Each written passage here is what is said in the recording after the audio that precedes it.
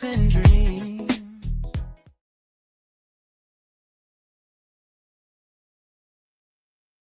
Rich rising. I see reparations on the horizon. I would like to say thank you to everybody who has made a donation, who has liked, shared, and subscribed, who has checked out the links in my bio.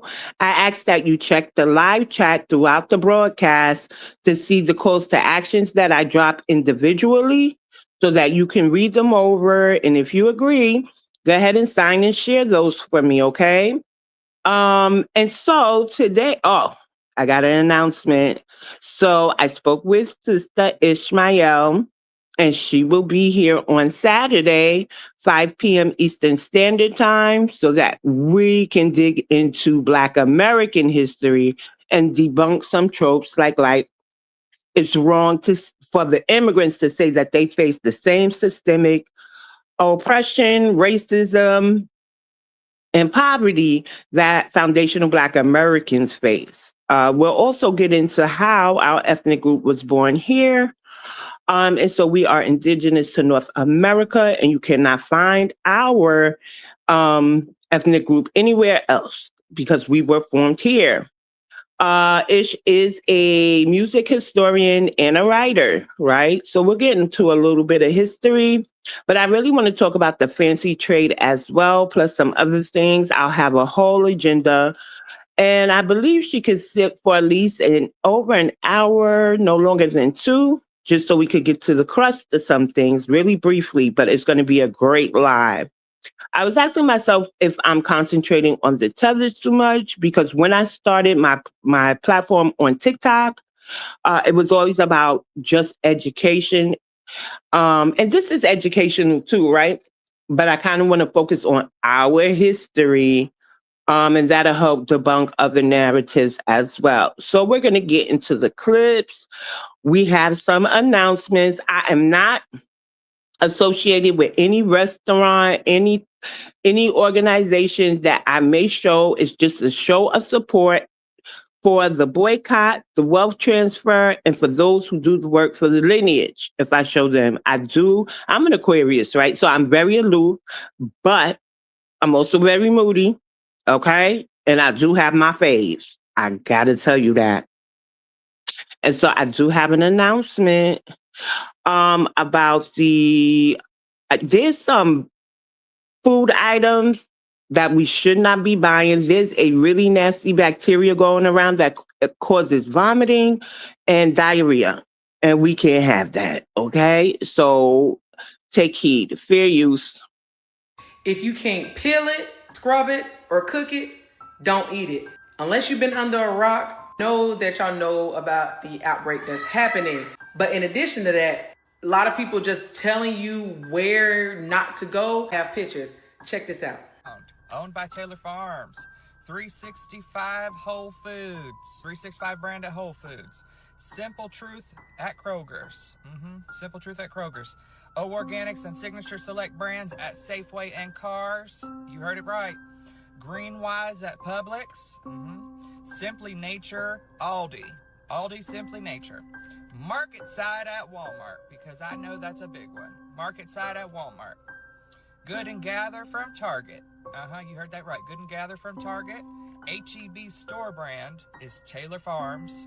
And now, a lot of people be like, oh, I can just go to the farmer's market. Y'all have to realize that the farmer's market is literally a market of vendors, sometimes not even actual farmers. So if you're going to go that route, that you get it from your local farmer and flat out ask them like, what's up? Download the app Co-op, you can put your address in or your zip code. It'll tell you all the areas you can get organic food that's in stores if you still craving your salad. Do what y'all want with that information. Y'all know that it came from human feces. That's what they say. So again, do what you want with that information. Pick up what I'm putting down. There are actually 800 outbreaks a year annually. Some is reported, some aren't. I'll be back.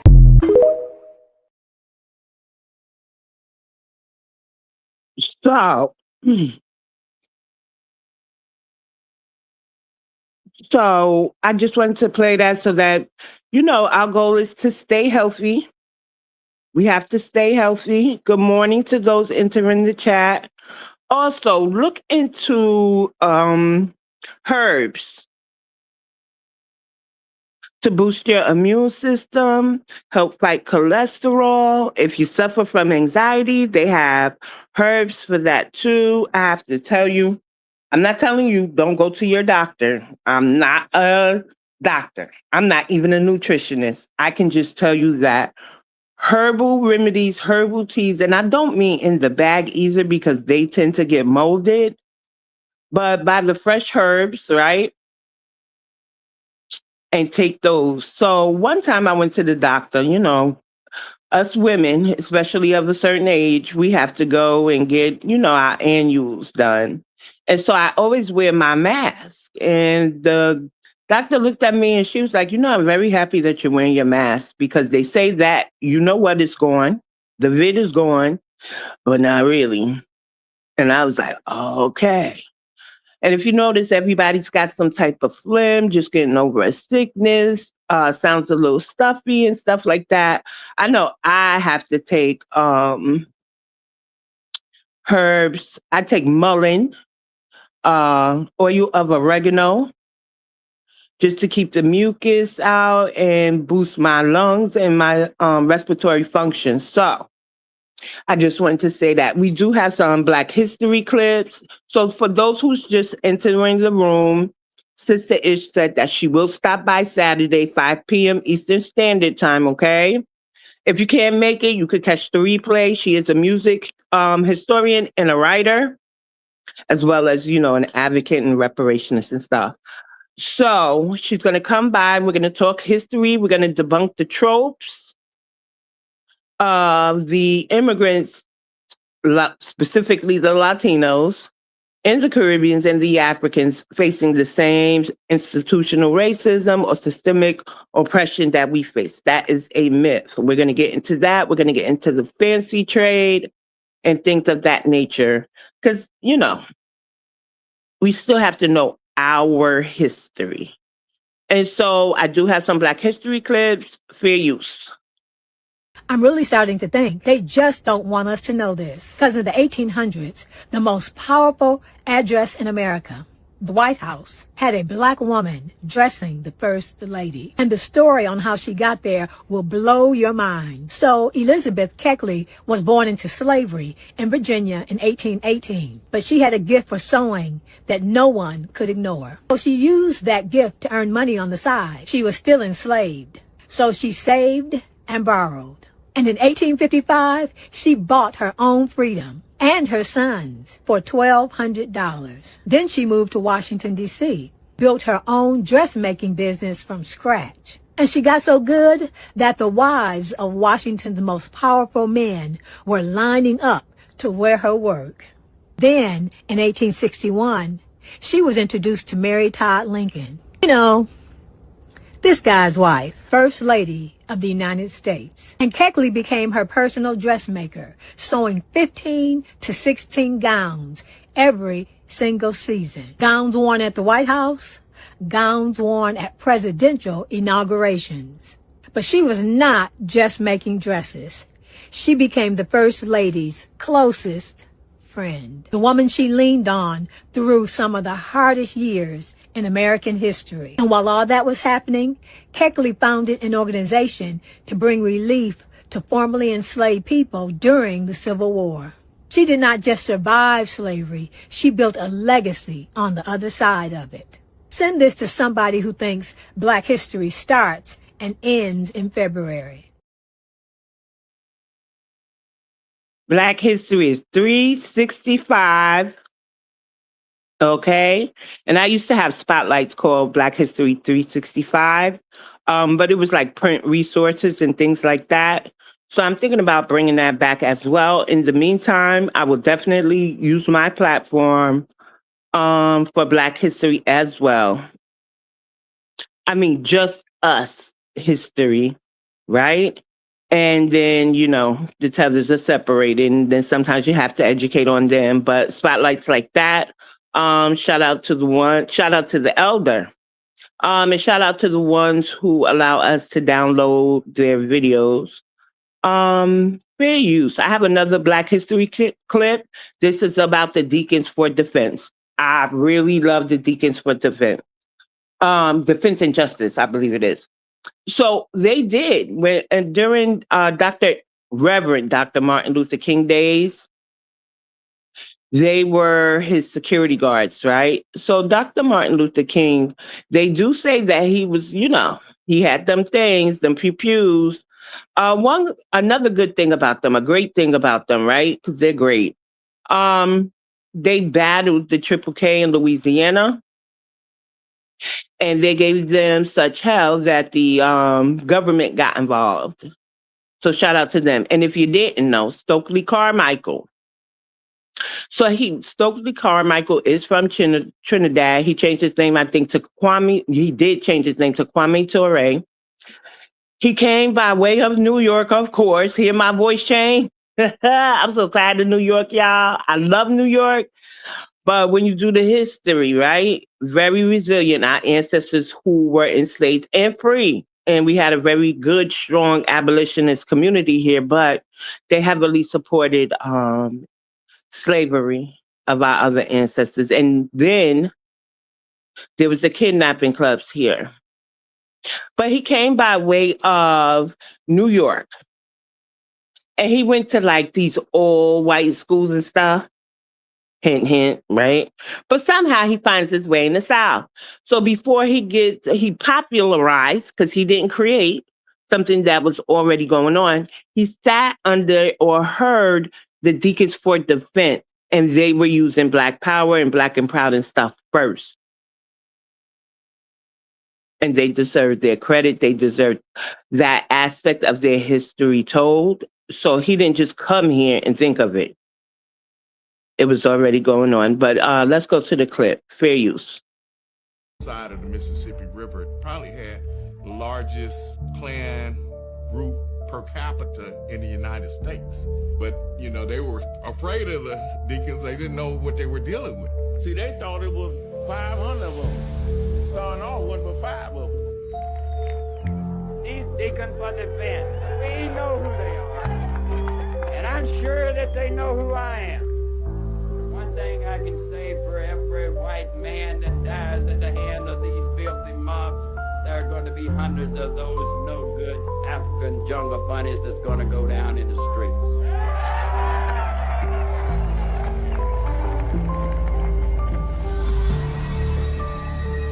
I had a lot of fear. I was expecting to have another civil war. Ku Klux Klan used to take pictures of us. Thought we was gonna run. The Klan had signs saying, the Klan is watching you. And they would have signs saying, the Deacons are watching you. Nah, I'm as afraid as the next man. I'm scared, You got a time set to die. Like, car got blowed, all the pieces, man, is still alive. So you don't die until your time. So by taking risks, man, that don't mean that you're gonna get hurt. You know what I mean? There's not many of them. But we're together, just like a fist, man. Just like a fist. We can be stronger than we can if you just come out open like this, You began to see the Deacons out in front, protecting demonstrations, protecting Black leaders, protecting the community.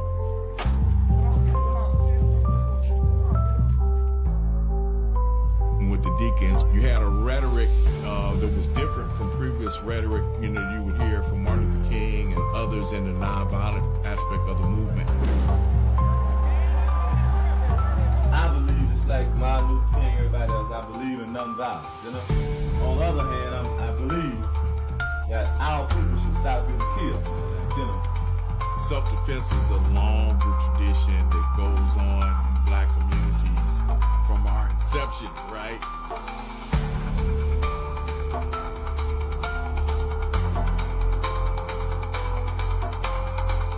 I go to a meeting of the Deacons for Defense and observe the fact that they needed more weapons.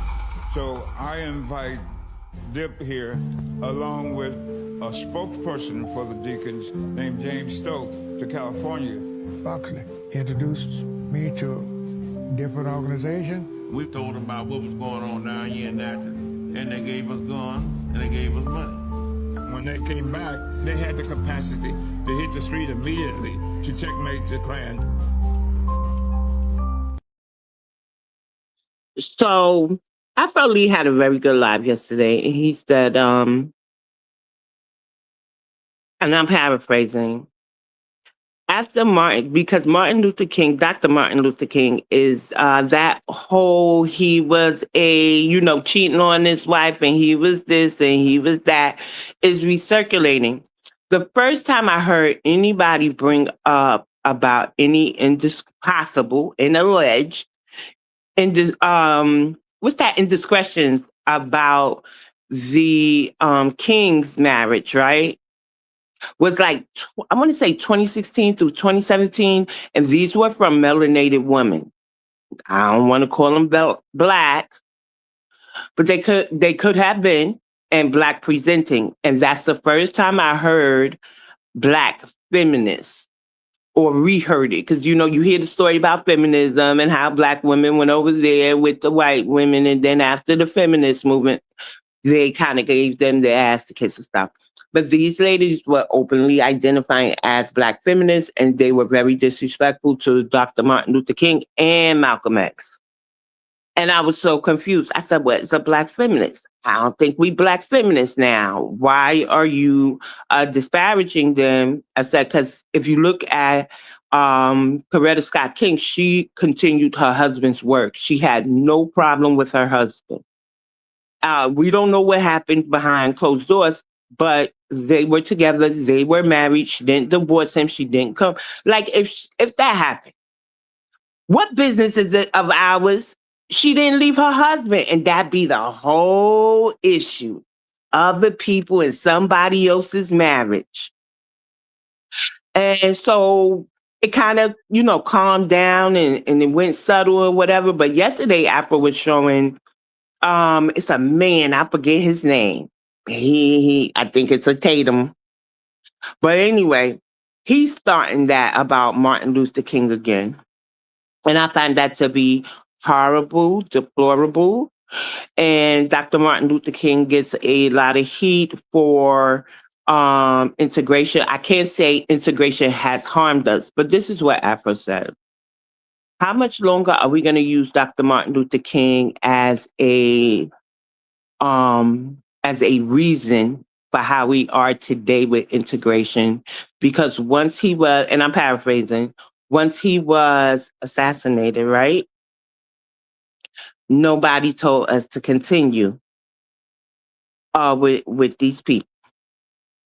And at the end of Dr. Martin Luther King's life, he did express second thoughts with the burning house parable there, right? I fear I led my people into a burning house. But people continue his work with integration.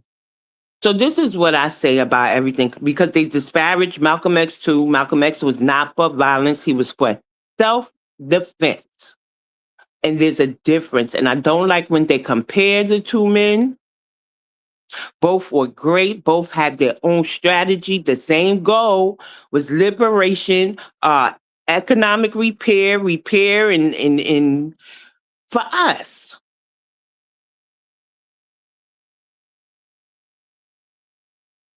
But the good thing about history and the good thing about our ancestors is a lot of things that they did work. But what didn't work, we can look back and say, that doesn't work for us today. And we don't have to continue what didn't work. Voting Democrat does not work for us today. And you see how some of us, I switched my party in 2016, way before I knew what was going on Clubhouse, Twitter, and all that other stuff, right? And it was, I was on Trump is bad, Trump is that train, right? But Hillary was no better. And I was tired of hearing vote for the lesser of two evils, but I still casted the vote for Hillary. That's why I really did.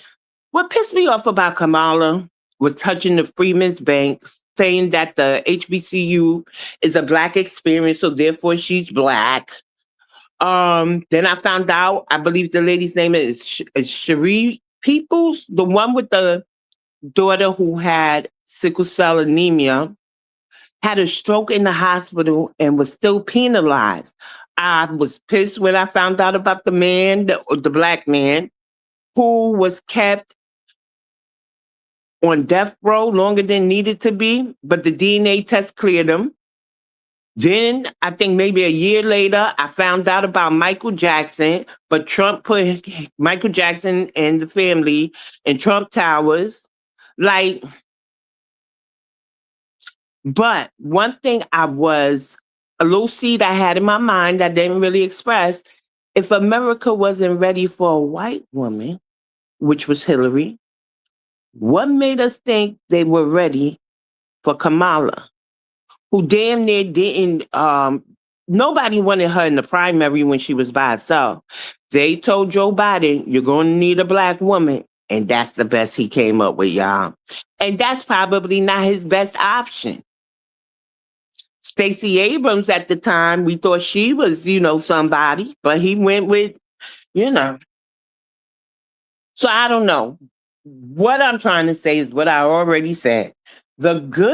Our great activists, our leaders, our elders, our ancestors, they had strategies that worked.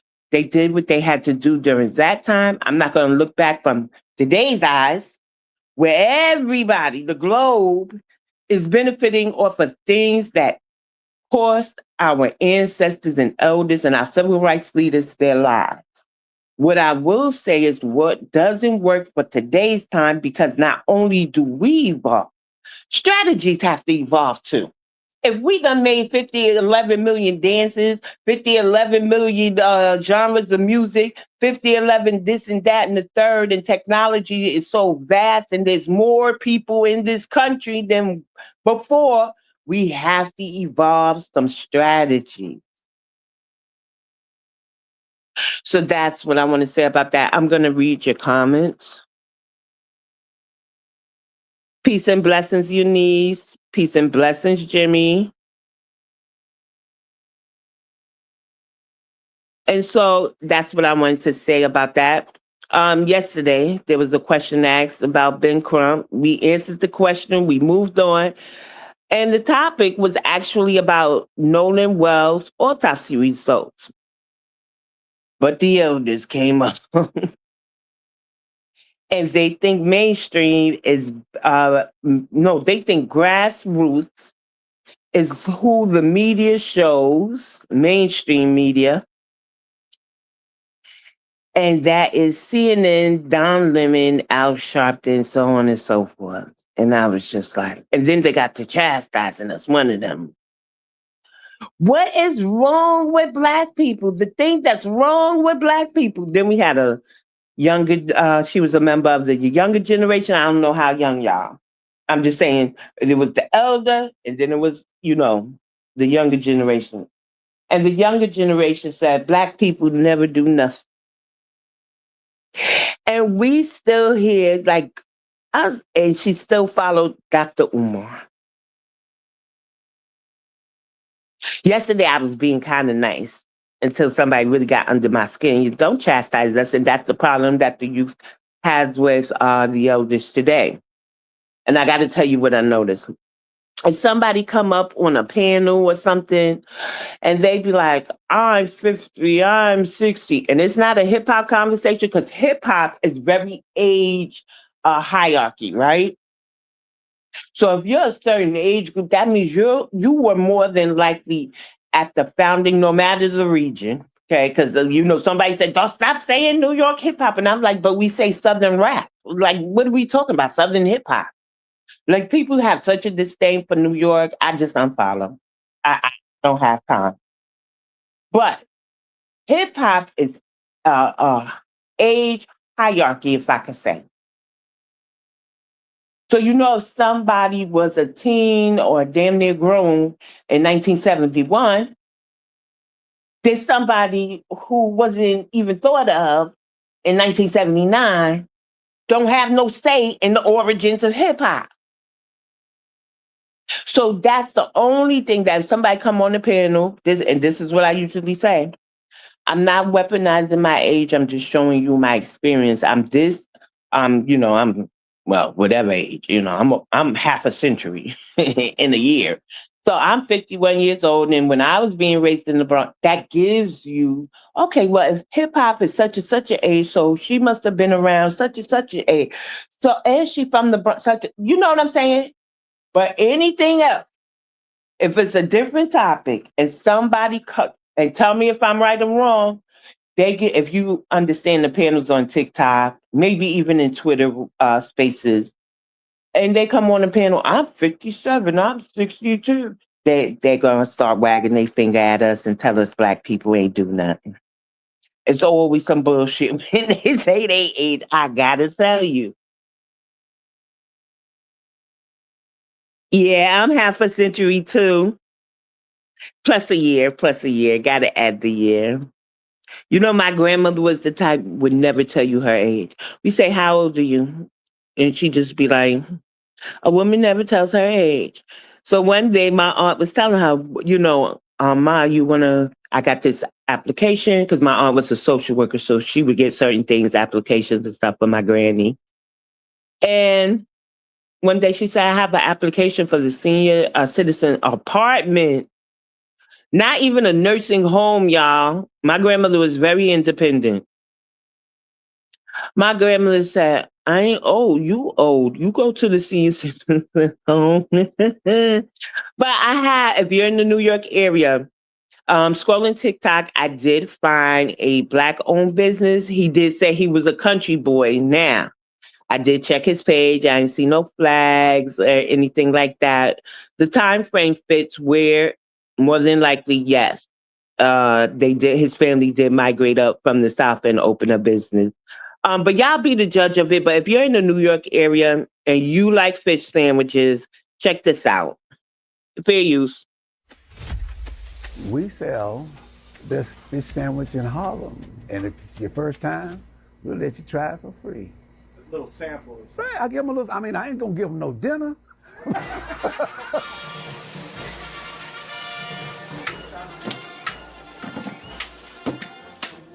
Man, I ain't never called nobody asking to come up here and give me an interview or nothing like that, man. It's word of mouth.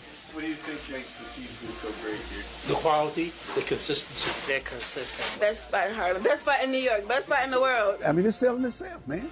They just tell us how much they love it, and I'm just like, thank you. 70 and 72. I go in some places, and you can smell whether they clean or not. Running a restaurant is a struggle, but there's always a method to the madness. And after 28 years, I found it. Consistency for me is key, and famous got it. That's a fact. Man, made me smile. Hey, you know what? I'm gonna give you money back. No. That's from the heart. And I'm doing it from the heart too. Okay.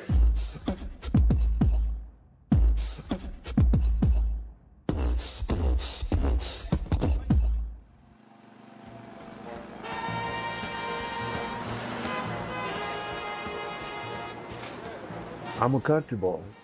I came up to New York in 1996, and I started working here in 1997 with my aunt down the country.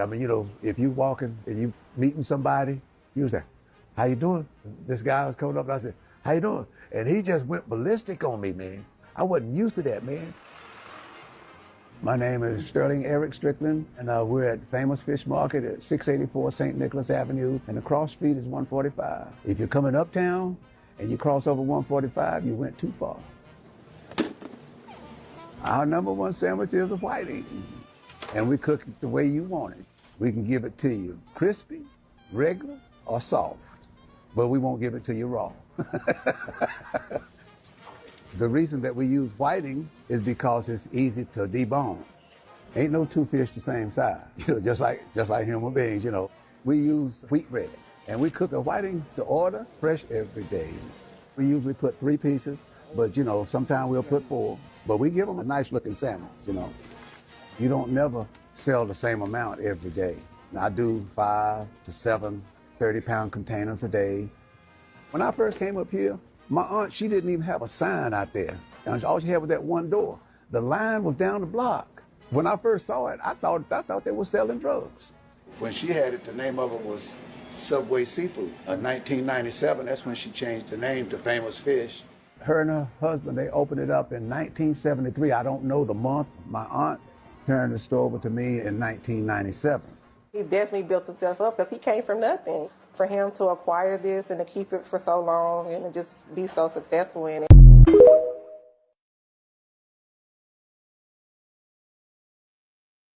And as you can see, they have an A rating. I don't know. I might send it to Melrose and see if because he goes into some of the restaurants and say, where your people from? Because he did say, you know, in the country. He didn't really give a state. So we'll see. So when I use Fox 5 videos, I do go and double check the information. So some of these videos I will have, I'm gonna just say the fact checker. But these are updates. Some are about ICE. Some are, if you didn't know, HUD decided, well, Trump's, what is he, the director of HUD, have decided to defund the U.S. Virgin Islands housing. I didn't even know they had it over there like that, right? What they're saying is that they're investigating fraud, meaning, and I know this to be true, right? So I've met Latinos on TikTok whose parents, there's one whose parents are Cuban. They migrated to St. Thomas and had him. St. Thomas is a U.S. territory, so he's technically a citizen. Now, I'm not saying that's the immigration side of it, but they do that for the housing. So yeah, that has to fall in alignment with immigration too. They're not supposed to have it. And that mixed immigrant status that they're using for the state, the parents may be, how you call it, illegal, undocumented, but the children are technically citizens because they're abusing the 14th Amendment. So they get all these benefits, and HUD and housing and Section 8 and everything was one. And we don't only have Section 8 here, let me tell you. There's City Phelps. They used to have other housing vouchers. The thing with that is they would give you the voucher, and then the next month, once you are housed and out of the shelter, they'd be like, you're responsible for your own rent. We don't have the money for the funding no more. And so your lease became conditional unless you decided you were going to pay the rent. But why would you be in the shelter anyway if you could have afforded your rent without a natural disaster or something?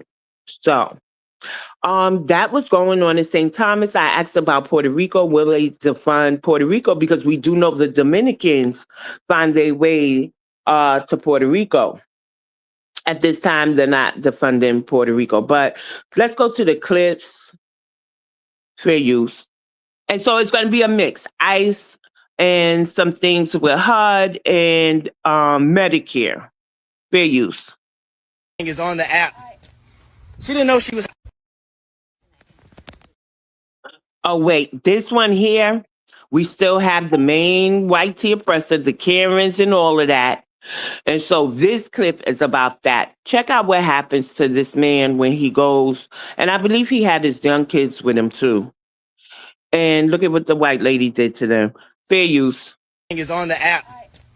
She didn't know she was.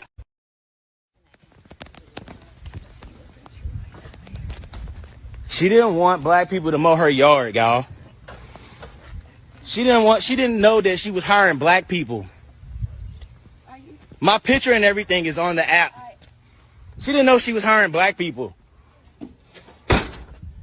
I'll stay here and wait for them. I'm recording as well. Her name is Janice Gunnell. She didn't know that she was hiring black people to come do her yard. We already started.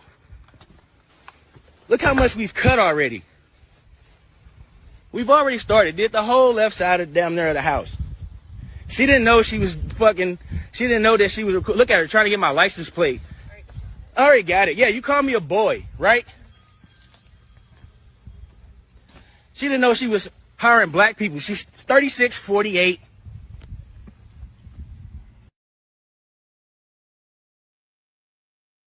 That's sad. That was really sad. Uni says, we have several ones here in Milwaukee. Very cool. And that's from Twitch. 1 minute. That's crazy to me.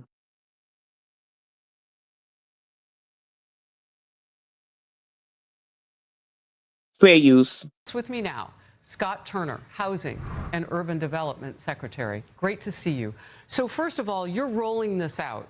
Talk to me about the loophole. Well, great to be with you here. So this is a new proposed rule from HUD. When you talk about the mixed status loophole, during the Biden administration, tens of millions of illegal aliens came across our borders unchecked, unvetted, and because of that, it put a great strain on our housing market, made the costs go up. American taxpayer dollars are meant to be for American people only. We prioritize under President Trump American people, and so when you have illegals that are living inside of HUD-funded housing, they're taking homes from the American people that actually need them and that are here legally. And so what we did, we put out this new proposed rule to close this loophole down, said, listen, you have to show verification that you are an American citizen if you want to live in HUD-funded housing.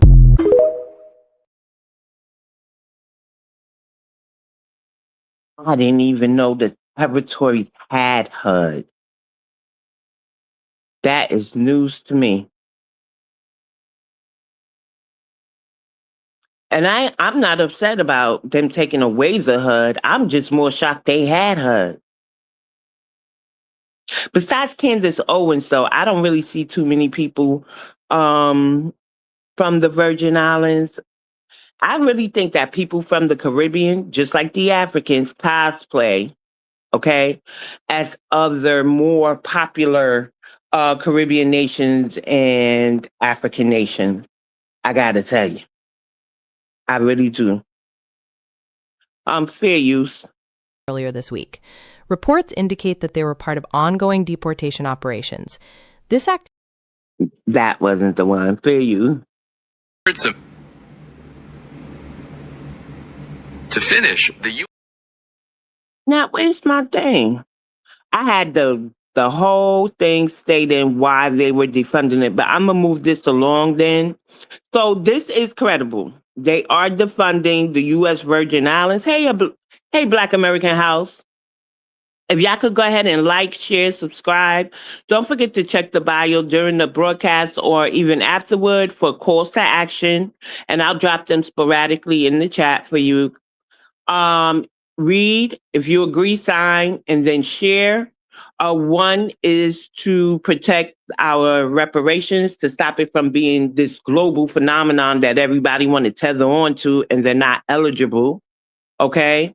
One is because we do have historically Black towns, freedmen towns, whose waterfront infrastructure needs to be repaired. We see in the fiscal year 2027 is coming up, and I got to tell you, the Congressional Caribbean Caucus has requested 92 million for what is called the Caribbean Basin Security Initiative. And what that does is addresses their firearm problem throughout the Caribbean. So places like Dominican Republic, Jamaica, I'm not sure about Trinidad, they would get this funding. They wanted to train police and enhance their maritime patrol. And leaders are literally upset that they can't use that money to build their islands. Meanwhile, the Asians are over there in Jamaica, okay, and have a whole town for themselves. They built it. Some Jamaicans are for it because I was all in the comment section, and some are so hurt. And I was like, see, that's exactly what y'all did to us. Came over here, locked us out of home ownership, and now I see bills that says to enhance y'all community. Your community is in the Caribbean. It's not in the United States of America. Y'all are melanated colonizers, melanated gentrifiers, melanated crap.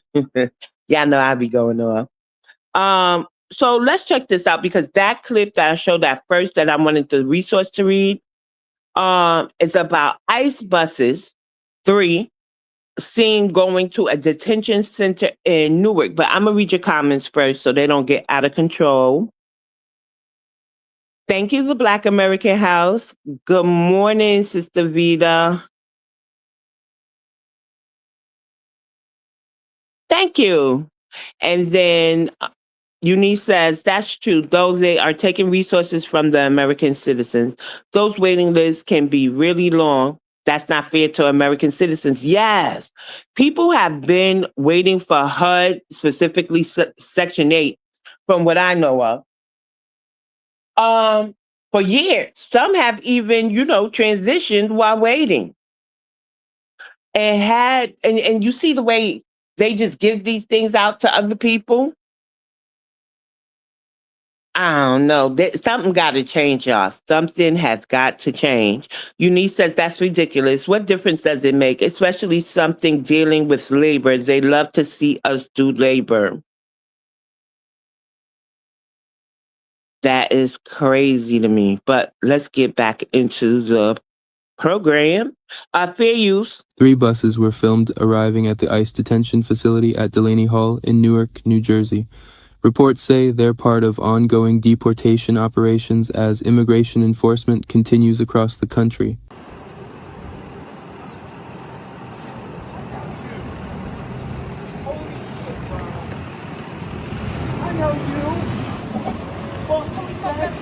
Oh my God. Fuck you! Fuck you, bitch! How you like that? Fuck you guys. We love you.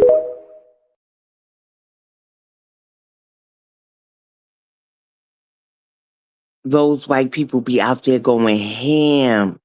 My whole thing is the entitlement of it. And there's videos from people like Nick Shirley. He came up here and he's busted a couple of fraud things that's going on. But when I asked the resource, they'd be like, we have no record of that. And then I forgot. They did fire like 3,000 Black women from Google, right? Because I can ask a question a couple of times. I like to screen record and let the AI system, AI overview from Google or Gemini from Google as well, read back the information.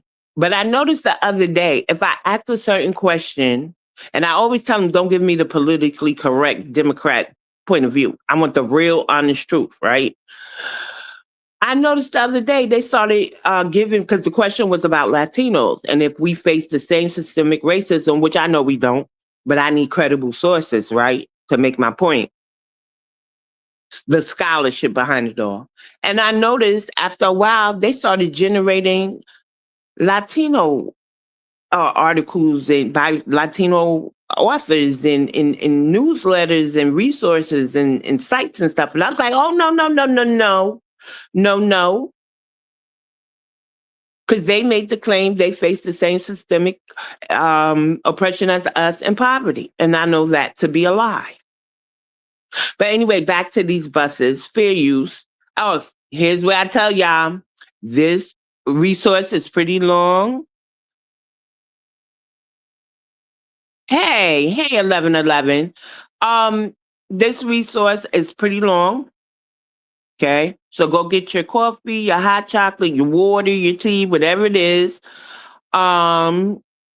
And then, but also listen, right? And you could go ahead and start checking the bio, clicking like, sharing, and all that good stuff. But this is about the buses and what's going on with ICE. Where is ICE? How many have self-deported?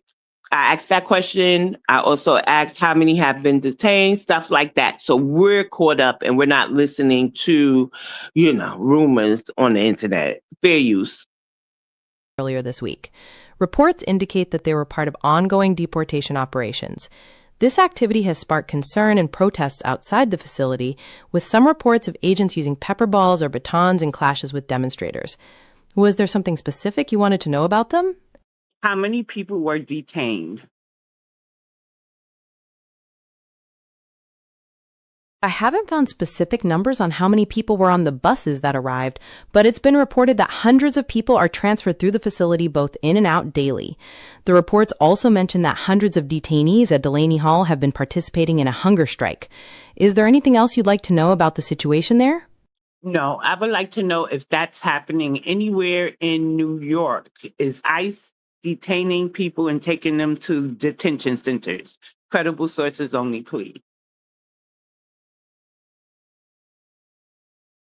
Yes, ICE is actively detaining people in New York and taking them to detention centers.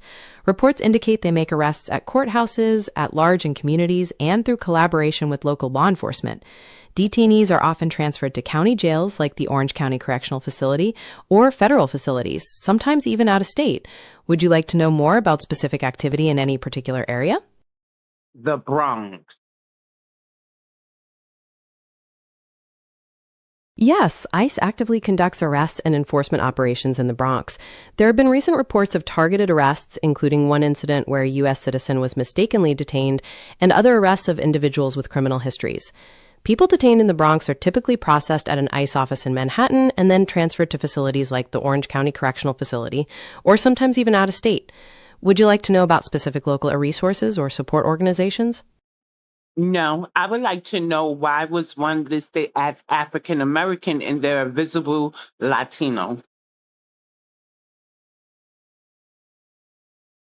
This can happen because race and ethnicity are distinct concepts. Latino or Hispanic is considered an ethnicity, meaning a group of people with shared culture, language, or traditions, and race is typically based on physical characteristics like skin color. There is a great deal of diversity within the Latino population, and some people identify as both Black and Latino, often referred to as Afro-Latino. Data collection systems may also have limited options or list individuals by externally perceived categories instead of self-identification, which can lead to misclassification.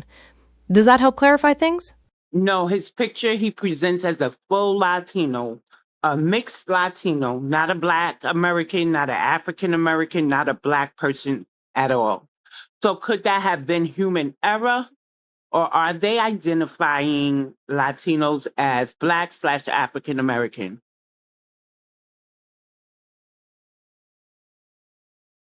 That's a valid point. Human error can definitely cause these kinds of inaccuracies, like selecting the wrong category from a list or entering data in the wrong field. Sometimes data is also collected based on third-party perception, where someone might be categorized based on how they look instead of how they actually identify. There's also a broader challenge with standard government categories that homogenize diverse populations, potentially misclassifying people by fitting them into limited options. Would you like to know more about how data collection is typically done? No, I would like to know how many Haitians have self-deported from New York, how many have been detained by ICE, and if ICE is actively picking them up anyway. And when is that extension, that 2-week extension over?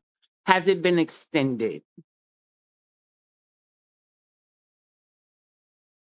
Specific numbers on how many Haitians have self-supported or been detained by ICE in New York aren't readily available. However, ICE is actively pursuing deportations, and flights have recently returned Haitian nationals to the country.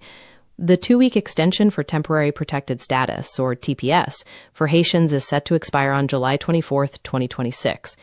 After that date, those without other legal status will be vulnerable to detention and deportation. Does that information help?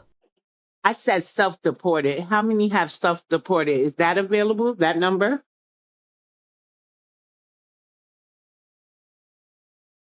I understand you're looking for that specific number, but precise figures on how many Haitian nationals have self-deported or chosen voluntary departure from New York aren't publicly reported.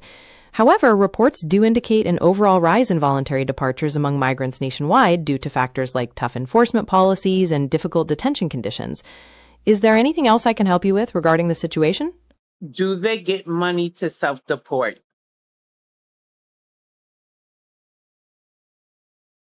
Yes, there is a program that offers financial incentives for voluntary departure. Undocumented immigrants, including Haitians, who choose to self-deport through the CBP Home mobile app can receive a cash stipend, potentially up to $3,000, and a free flight home. The program aims to encourage compliance without formal removal proceedings and can save the government money compared to traditional deportations. Are you interested in the criteria for this program? Yes. To be eligible for this program, you generally need to be an undocumented immigrant living in the U.S. and voluntarily depart through the CBP Home mobile app. The program also appears to apply to people who entered through specific parole programs, including for Haitians, and who have not been formally detained or ordered removed. Those accepting the incentive will be deprioritized for enforcement and receive travel assistance, including a one-way plane ticket home. Would you like to know more details about the app itself? No. I would like to know, how do people in New York get a job with ICE? To apply for a job with ICE, you generally need to use the federal government's official job website, USA Jobs. Job announcements are posted there, and you can create a profile and search for openings. Keep in mind that the application process for frontline positions can be rigorous, involving background checks, physical tests, and medical exams. Would you like to know more about the basic requirements? Yes.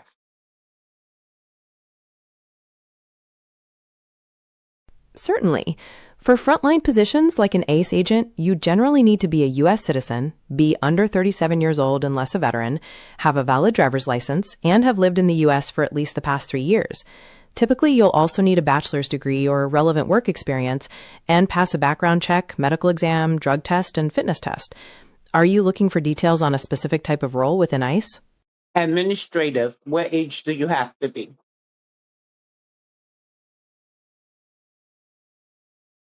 For most administrative roles at ICE, you generally have to be at least 18 years old.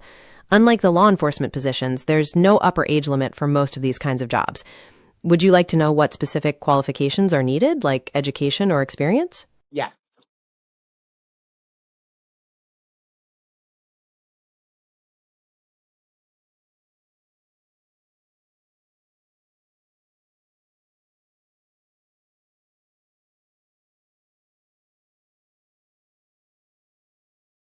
Yes. To qualify for an administrative role at ICE, like a mission support specialist, you generally need to have a combination of education or experience. Entry-level positions usually require a bachelor's degree or a few years of work in a related field, like management or administration. Higher-level roles may need advanced degrees like a master's or PhD, or more specialized work experience in areas like budgeting or personnel management. You'll also need to be a U.S. citizen and pass a background check. Would you like to see if there are current openings posted on USA Jobs? Yes. The best way to find current administrative openings at ICE in New York is to check usajobs.gov. Job listings can change regularly, but positions like Operations Support Specialist or Immigration Services Assistant could be available. You can search by agency to see what's listed in the New York area. Would you like to know how to create a search alert on the website to get notifications when new jobs pop up? No, thank you. I was not playing. How do you get a job with ICE? Let me tell Black Americans something. Latinos primarily work for ICE more than we do, right? You heard the age requirements. You can't be older than 37, I believe they said. And that's for the physical aspect of it, right? When you think about it, they know that some of these people are going to make a run for it.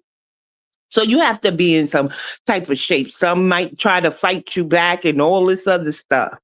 So y'all go ahead. That's a really good age to get into that field. And then you got to think about, if you work for it until retirement, work for ICE until retirement, the pension and everything that you will have, plus whatever perks and benefits they're going to have. So I know we don't care, right? What they say about us, to an extent. But something like that. They'll never hold the Latinos who are primarily in ICE accountable, but the Latinos are going to go get that money, okay? They're going to go get those benefits that job has. Them 401ks, them IRAs, and all this other stuff.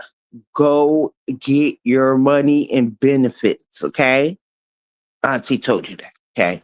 And if you are older than 37, think about administrative. Just because I looked up New York does not mean you can't go look up in your city or state. Okay. You see New Jersey having a hell of a time over there at that detention center. Let's help make their job smoother if you're in Jersey, okay? But I don't want y'all harm, so stay vigilant, stay alert, stay aware if you do get a position with ICE. Let me see what y'all are saying. Eunice says absolutely. The Black Americans House says you can find those jobs all over America, even in the territories too. Well, the territories need it because you see they getting defunded, right? The U.S. Virgin Islands is being defunded. And that's more than just St. Thomas. That's St. Croix, I believe St. John. Guam is a territory, but I don't think that's the Virgin Islands. Puerto Rico is not affected yet, but that don't mean that he ain't going to put them on the list. Because trust me, I think Trump has something against Puerto Ricans. He threw paper towels at them. He said it's a garbage or a shithole. And then he was joking, saying he'll sell Puerto Rico to the Netherlands or something, But behind every little joke of his is a little bit of truth, right? Or maybe a whole lot, depending on how they piss him off. So I think he's got something special designed for New York because it's a little too quiet for me, for my taste. Like we ain't seeing ICE with anything besides the earlier when they was catching them in the courthouse and stuff. Ma'am Danny is let me play this clip and then I could get into Man Danny. The Black American House says Trump was saying he was buying Greenland and those people said no. They wasn't going for it. So the Black Americans House gives me a little more insight. He says American Samoa, Puerto Rico, U.S. Virgin Islands, etc. Ms. Vita says all expired TPS recipients who stay and found after it should automatically be denied any future citizenship or work visa privileges. I want to know who's paying these people and they're supposed to be going. Because I think that's going on like with the daycare. This is what I was going to say about me and Danny, but I can say it now. So Mandani was like an undocumented, which is just another word for illegal, child born here or an undocumented child will get daycare. And I tell people, I remember when my children were younger, I was even working and still needed a voucher. Daycare was expensive, especially if you got more than one. And you're going to take those resources and give it to the undocumented? What do they need? And then it hit me. What do they need daycare for? Who is giving undocumented jobs? Undocumented means like the Haitians with the TPS, right? When it was in effect, that meant they was legal because they was under a program with conditions. They also had a work card attached to that. If you're undocumented, how do you get that work card? You don't get a work card. So why does an undocumented need daycare? What am I missing, y'all? What am I missing? That's what I want to know. Eunice says that is ridiculous. If they come over here legally, they're undocumented. They should not be able to receive any resources from the state. Exactly. He's trying to get Netanyahu arrested now. I ain't got no dog in that pony, but please don't make New York a bigger target than it is, sir. I think that he's doing a lot of things. I don't know. I got to tell you, I'm a little worried about New York. From the aspect of him and who he backs. He backs extreme progressives. There is one that he backed that won. So he backed all progressives in the Democratic primary. She is a female. Some could misconstrue. She's like Black presenting, although she's not Black American. Black. She's not Black. She wants to abolish borders. She wants to defund the police. Now, some may be okay with defunding the police, but I gotta tell you, there's still gunshots ringing out around here. There's still ambulances pulling up to the places where the gunshots are ringing out at. And my son hasn't sent me anything in a while. But sometimes he will call me, yo, they acting up in this place, that place, and the third. Don't let my little brother go out this place, that place, and the third. I seen newspaper articles of elders just sitting on the bench in front of buildings, and one was unalived. 60 something, 70 something, and they can't sit on the bench because people are running around like this is the wild, wild west. And this bitch wanna defund the police. Now, I don't like the police. They do need training. How about we hire better qualified police? Because your people, the immigrants that you want to just flood in this country, is making New York look like the Wild Wild West. There was a child that was unalived here in the stroller.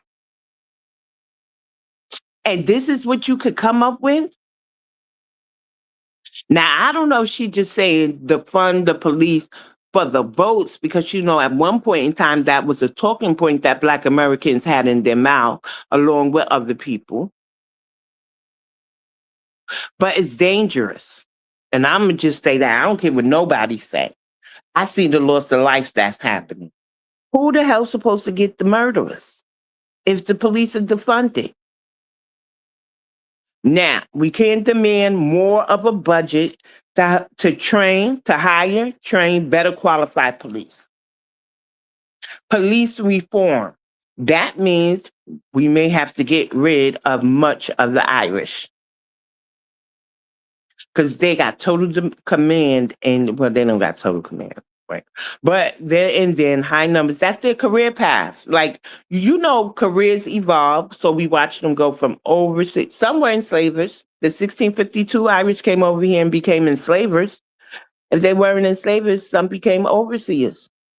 Then they became slave catchers, slave patrols, slave catchers, and now they're in the police department. Get rid of some of them motherfuckers. But police reform, man, because until you get the crime under control in New York, which means you got to make some job opportunities for us. So you got to stop flooding New York with immigrants, because they got even the youth job. And when you research what will decrease crime because it's not over policing, they will tell you create job opportunities, especially for the youth, to stop their crime. But when I go in a fast food restaurant, it's older immigrants in there. They got the call centers too. They got the retail stores and all that. And then we're coupled or harmed even further with the whole must speak Spanish designation or requirement, whatever you want to say. Like, come on. They trouble me, and I try not to be this way, because all they're going to say, oh, it's Islamophobia. They trouble me because the way that they're setting it up, they have a whole Muslim police unit, I guess, a department. If the picture was a real picture, it's all Muslim women. They got their own patrol unit. I don't see no little Black American patrol unit. The small hats got one, and I believe the Asians got one. And when they go in those communities, because New York is segregated, when they go in, maybe not as much as Chicago, but we are segregated. When they go in those communities, it's to protect them, keep vigilance over them, make sure nobody harms them. When they come to our communities, it's to entrap us. It's to criminalize us. I don't feel any much safer with the big police units that I used to see before, because I know they criminalize us. Like, we've seen the van there, right? And people still get unalived. That's TikTok language. Still get, murdered. So I'm confused. Why would we defund the police, and why wouldn't we just get better, caring police officers?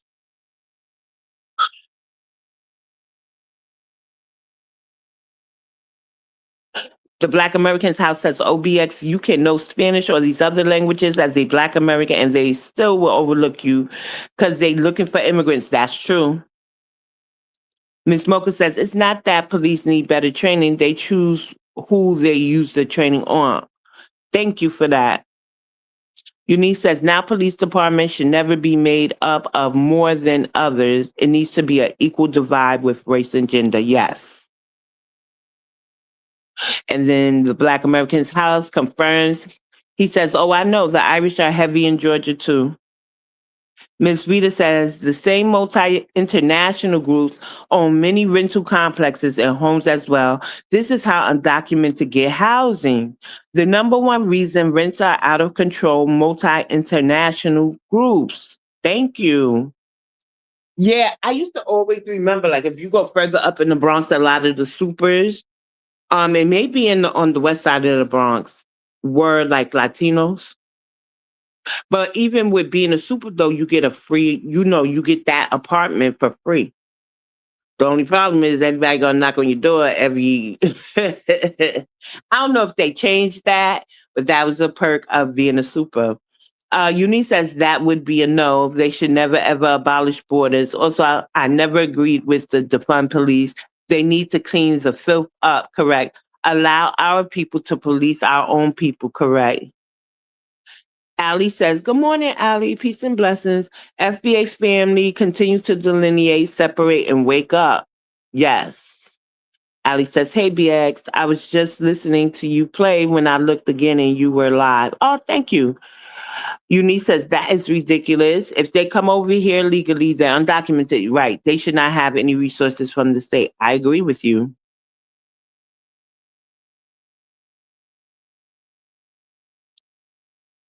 So, fair use.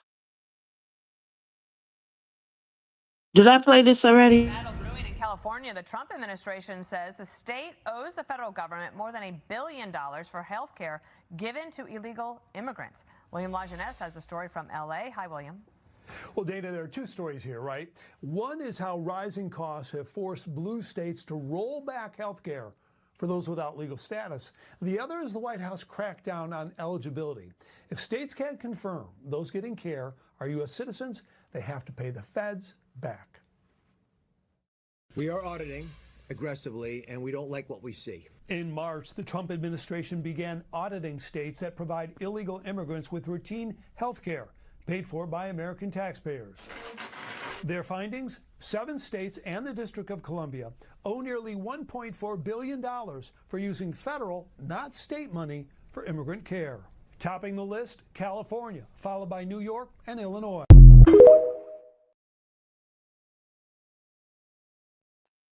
All sanctuary cities. And you know what's so messed up? And I should have looked for the video. But when Eric Adams was in office, there were Americans. I'm not going to say just Black Americans, but people were going for things like rental arrears, emergency food stamps, all of that. Citizens. And they would send in their paperwork, and then the center, the welfare center, be like, you never sent in your paperwork. It was a rash of that going on. And meanwhile, they were over there giving federal funds to the immigrants for Medicare and Medicaid. I don't understand this period in American history. I know it has to do with a lot of tethers and stuff, but are we really? The abuse of it all. But I wanted to double check that again. It's Fox News, so fair use. To finish, the U.S. Department of Health and Human Services has deferred some Medicaid payments to California and Minnesota due to suspected fraud and noncompliance with federal requirements. There haven't been any public announcements regarding specific plans to penalize New York in this same way or force paybacks for daycare.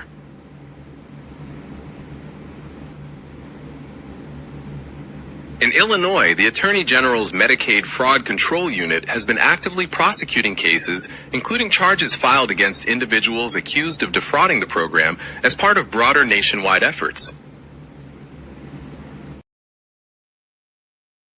So that's the update on that. We do have a educational clapback from one of my faves, 713 Phenom. Fair use. Oh, brother is right, but it definitely ain't for the reason you think. I don't know why y'all think you can spar with black Americans when it comes to history. We operate on an ethereal level of intelligence that you cannot compare to. Yes, noir literally translates to black in French, but you're trying to win a complex historical debate with a first grade vocabulary lesson. So let me teach you something. In Article 14 of the 1805 Haitian Constitution, Dessalines legally designated all citizens as noir. That explicitly included the YT Europeans who defected from the French to fight for Haiti. Under law, those YT Europeans were legally noir. Why? Because it was a political banner. Think of it like red states and blue states today. The Karaturkler, which translates to Black Turks of Europe, are a working class political movement. And Italy's medieval Neri, which translates to Black Goths, were a political faction loyal to the Pope. Neither of those groups are melanated.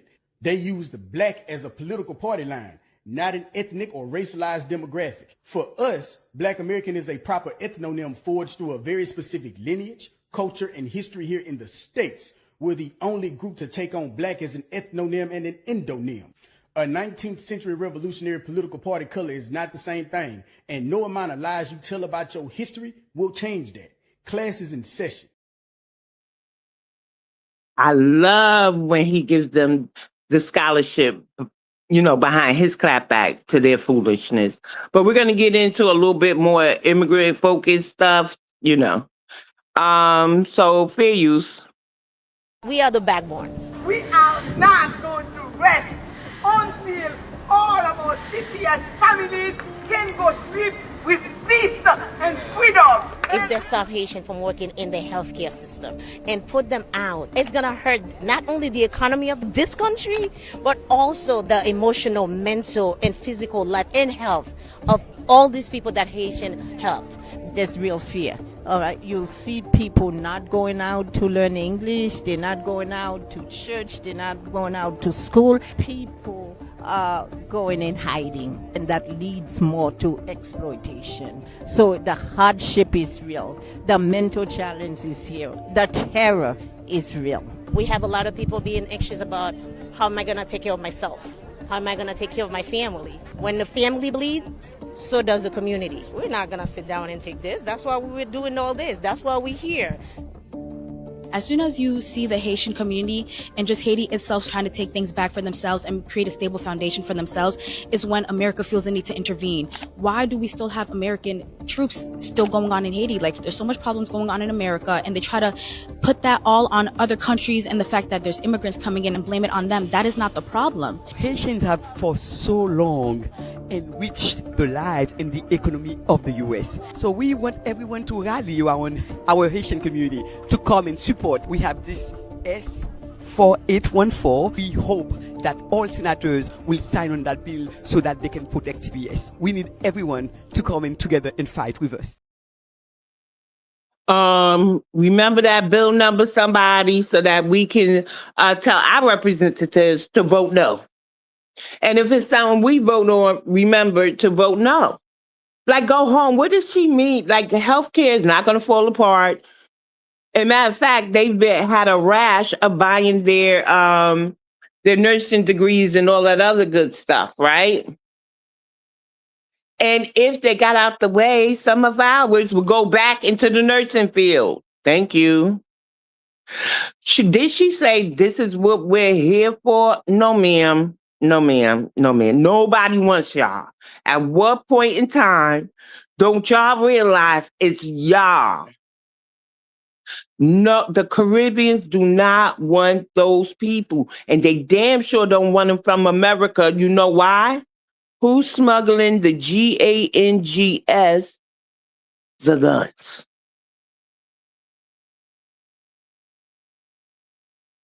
Right? It be those hyphenated Americans, the Jamaican American, the Haitian American, the this, that, and the third American, that be taking the guns or smuggling the guns to them. And then we taxpayers got to pay for that damn Caribbean Basin Securities Initiative bill. So I saw this prompt the other day, It says Black Americans are victims of diaspora abuse. What is diaspora abuse? Diaspora abuse is the exploitation, erasure, or manipulation of Black Americans by others within the global African diaspora. It happens when our culture is consumed, our identity is claimed, and our struggles are ignored. That's spot on. You know, I just don't like the word abuse. I just don't like what they are abusing. They have actually redefined, and some are even our ethnonym, right? Our nomenclature and stuff like that. And what some are saying, what I saw was somebody comment, I'm a first generation Black American. Honey, to be a Black American, you have to literally trace your ancestors to an 1870 census. We're not in 1870. You was never born here. How were you a first gen Black American? Because you know what they do? They do that slick shit. Race, ethnic group, nationality. Now listen to when they talk and they start explaining why they identify as Black American, right? Well, I'm Black racially, in America, nationality, but they always skip over their ethnic group. Dana. The Black American House, right, that's what she said. They're the backbone. The Black American House says, meanwhile, the backbone being deported, and we will be okay. We're going to be A-okay. We're going to put the highest letter grade. We're going to be A plus okay? Ms. Vita says, I used to work with a nonprofit. Can't say they all do this, but sure they all do. Immigrants are given a pass. They don't have to meet the same qualifications that we do for social services. I believe you. Ali says, BX, when you get a chance, read Isaiah 14, 1-4 again. Who is this referencing? Okay. Isaiah 14, 1-4. Let me see if I can write it down for you. Hold on.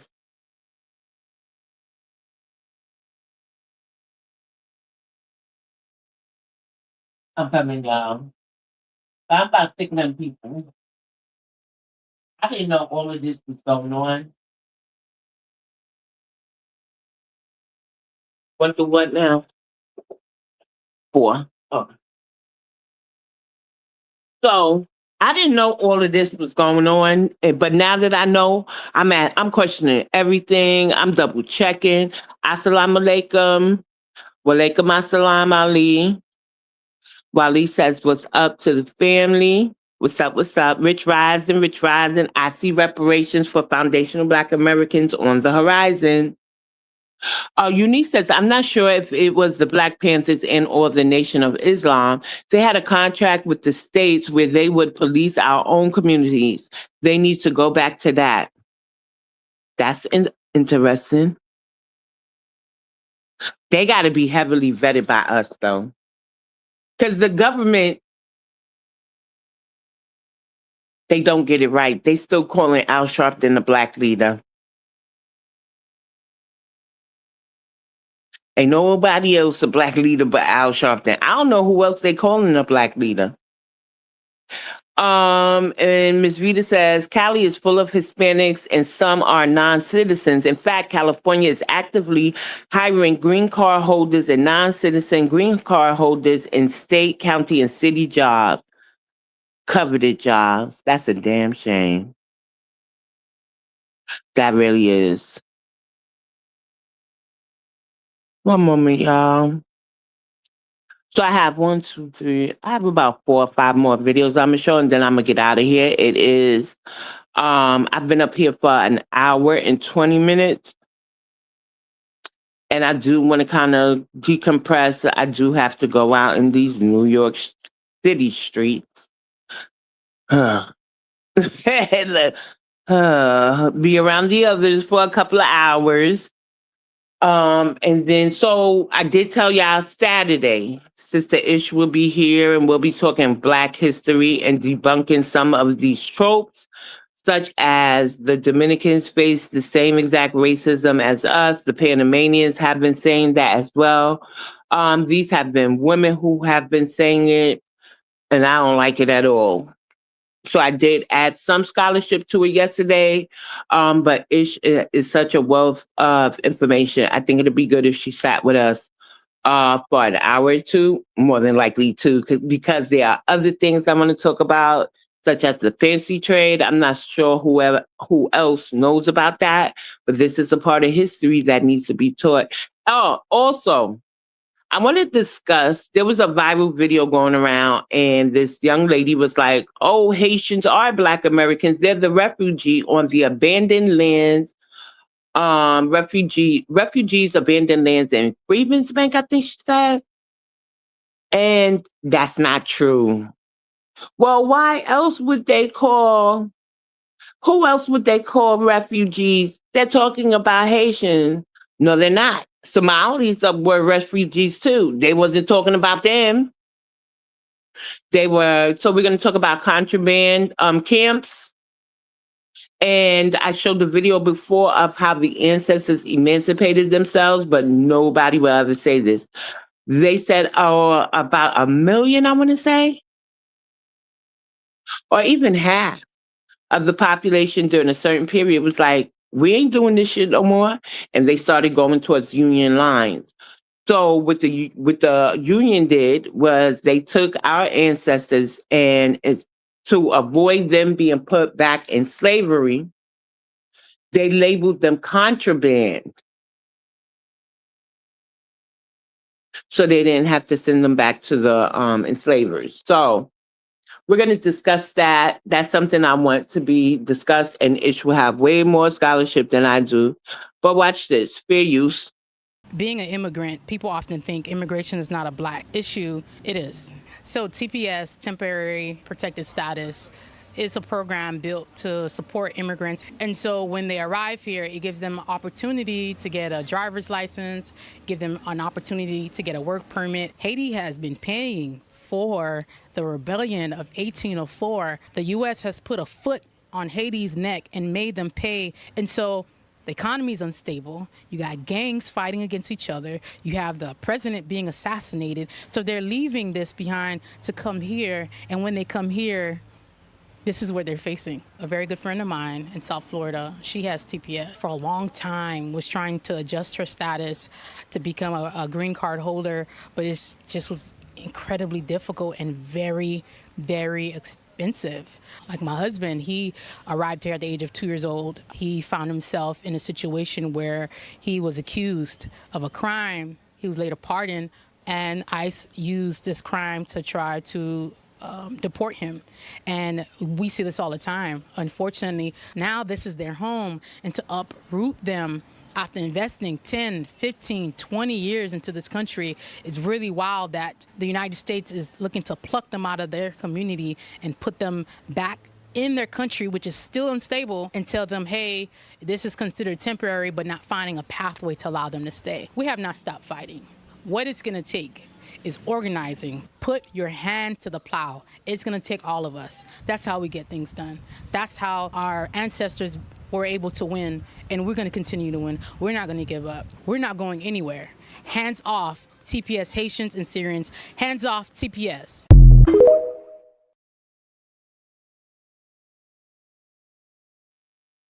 She's dumb. I don't feel sorry for her or her husband. Did she say America made them pay? So the Haitians never tell the full story, right? The Dominicans are speaking up. She shouldn't have mentioned the Syrians because the Syrians want to go back home and build their country. See how that works? But they can't, these heavily melanated nations can't stand on their own. They can't stand on accurate history because we could debunk them every time. The Haitians made a backdoor deal with the Germans. Are the Germans offering? Were the Germans offering then? You think America is not going to protect itself, lady? America actually tried to help them consolidate that loan. They didn't pay America shit. America took what they made the deal with Germany. So this is what all these melanated nations do, right? They get themselves into a bind or they try to be sneaky. America finds out and they go protect their interests. Don't do dumb shit, right? Always think you're going to out hustle a hustler until you get hustled.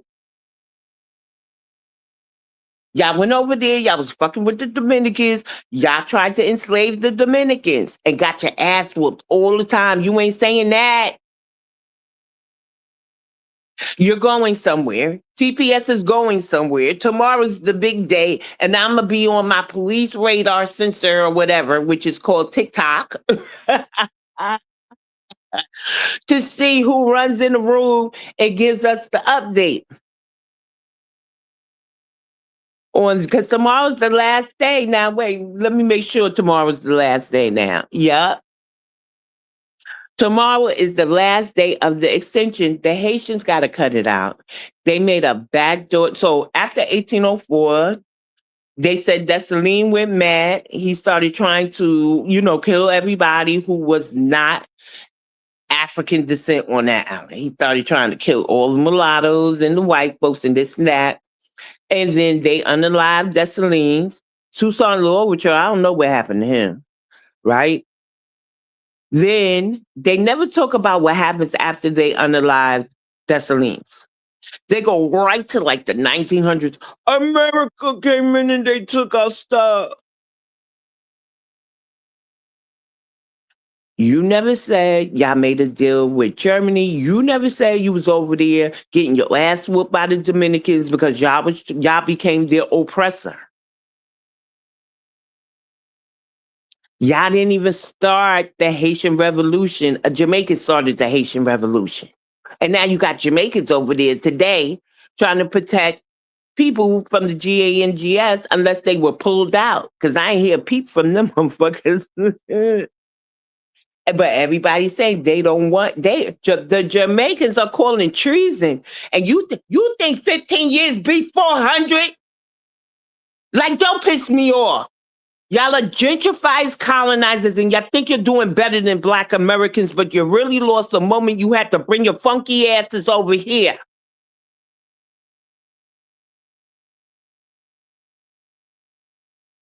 About she ain't going there. The entitlement of today's immigrants, the ideal immigrant comes here, get an education, get a skill, and go the fuck back home and empower their youth and build their country. In the house that they all say they built. I got a house in my country. I got 3 in my country. Well, why the hell you over here? Because you ain't got no toilet or running water in them fucking homes. That's why. And let's face it. If you get paid bi-weekly, you could go over there and buy a 10-sheet too and make a fucking house over there. Okay? All you need is a couple of sheets of 10 the way them damn shanty towns will be looking. Yeah, they ain't saying nothing. But it just be that. Yesterday it was the Black American elders getting on my nerves. It's always that. Like, don't come in the room chastising us and you ain't hear the whole of it. And Black Americans have a right to question everybody, even Ben Crump. We could question Ben Crump's intentions. It was really weird. The topic wasn't even about Ben Crump. Somebody asked a question. We answered it, and they honed in on that. Meanwhile, they didn't say. The question was, is it weird? Do we think we should, did we think we should look deeper into Ben Crump being attached to the Wells case? I was like, Ben Crump, Al Sharpton, yeah, I question them. But Tyler Perry and, Colin Kaepernick, they're a little different. They care. Colin Kaepernick actually cares.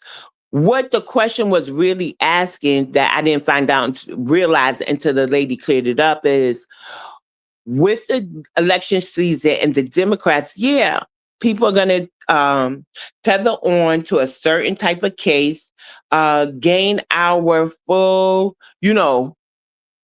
trust, and then hit us with, we should vote Democrat, we should vote progressive and stuff. So what is there an alternate agenda? Black Americans have every right to question everybody, especially if they deem to be some leader, and we don't see what the fuck they leading. Besides big bank to their bank account. And it was over. The question was answered, and here came the elder. I'm 57. And that's right. I don't know what's wrong with black people. And then that just pissed me off. Stop. Stop. Y'all didn't even hear the whole conversation. We moved on. But yeah, she just pissed me off, and we ain't going nowhere. So is she Haitian?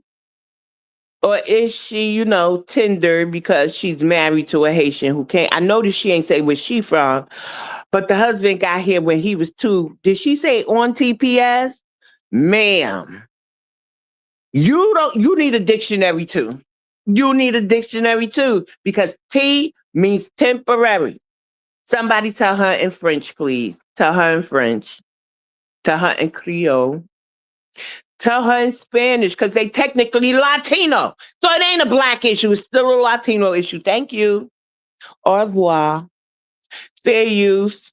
The Haitians that came under the humanitarian program, will they be deported? Should we be worried?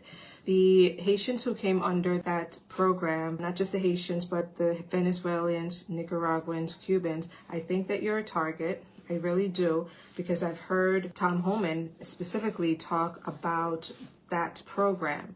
They don't like it. For many of you, it's expiring. They're not going to renew your parole. I think because they believe that those who came in during the Biden border policy years came in illegally, and they did. It was illegal entry. Anytime you appear at the U.S. border and you do not have paperwork to be in the U.S., to enter into the U.S., the law does consider it illegal entry. Now, for some people who go through a process at the border to apply for asylum or go through a credible fear interview and some other things, it's a little different for them. And then others who have humanitarian issues and they're paroled into the country based on that humanitarian issue, that's a little different. But for the most part, it's illegal entry. And this humanitarian, they don't like it. Even though those people came in under this legal program, I do think that they're also vulnerable. I'm making the argument that those are the people who are the recent arrivals, who are the third category of folks that I think is most vulnerable to deportation. Those with a criminal record, those with a removal order, and the folks who recently entered the United States through programs like that. Well, they're not a target. The humanitarian programs had ending dates attached to them. But you know what else is out there? EPS holders can actually have another program. If they were content to sit here on a TPS and not go for another program, there's somebody who has like TPS and Cuban Haitian entry. Whatever the hell the Cuban Haitian entry is. Haitians act like they didn't get the same things or have that other program. And even though they can't get certain benefits on TPS, if they had the Cuban Haitian entrant program, they could get stuff under that. Now, if you sat here all this time, 15, 20, what you said? 15, 16, 20 years, 25 years. If you sat here all that time on a TPS, then you're just dumb.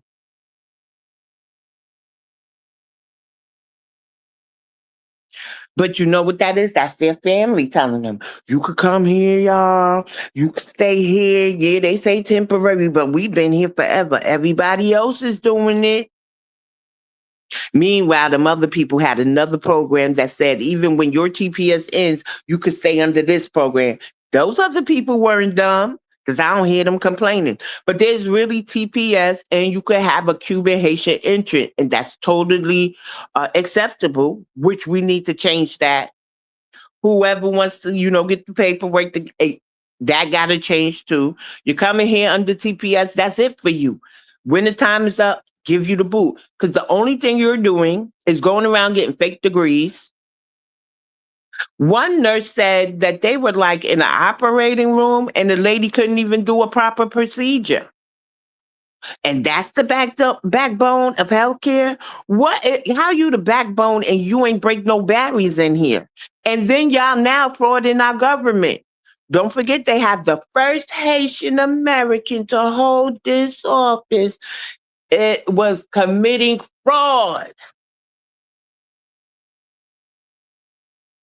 No, Turks and Caicos has said, screw their police. They are literally catching Haitians and putting them in the back of the cars, questioning them and driving them to the police. They done deputized themselves over there in Turks and Caicos. They ain't playing.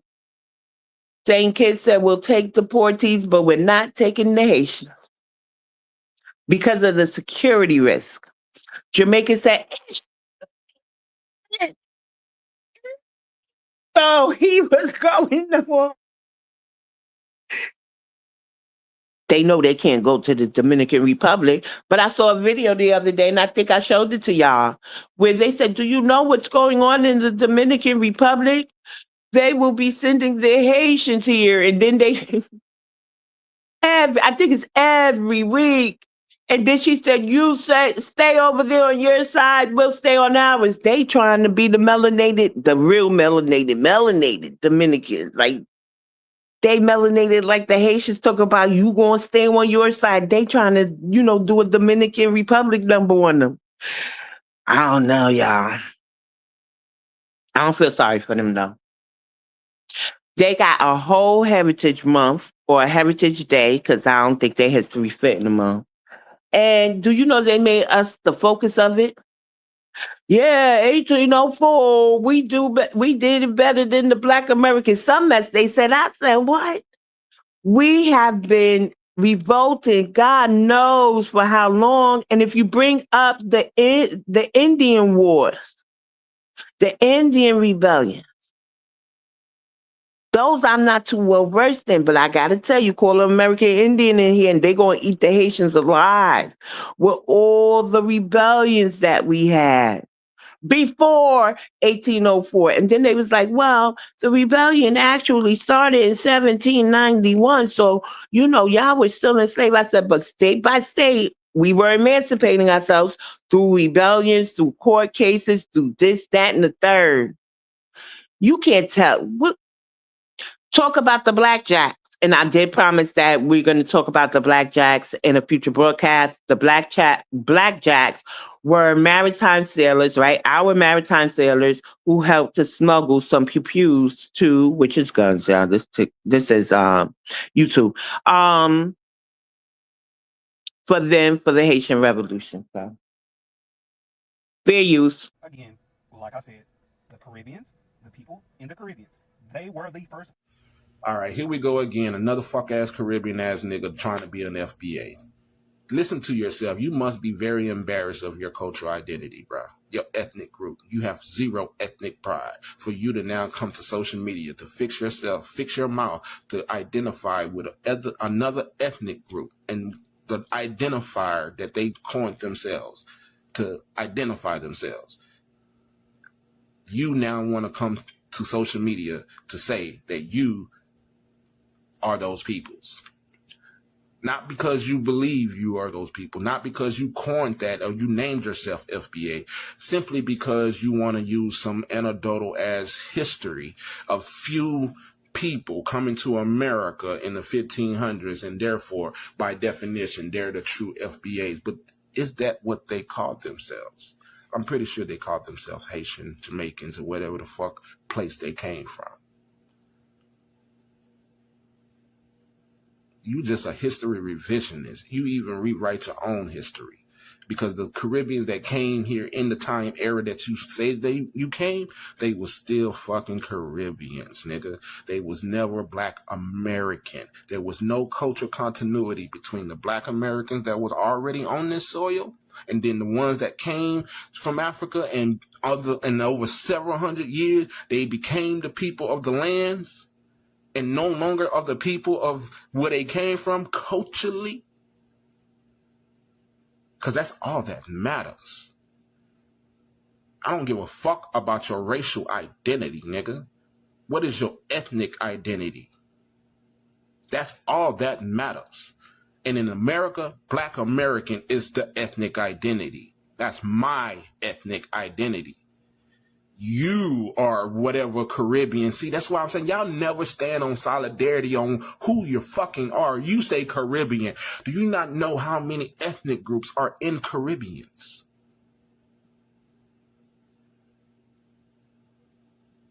You just want to steal all the culture from everybody, don't you? Who are you? When I have to ask that question to a person, a foreigner, that says a lot about a person, man.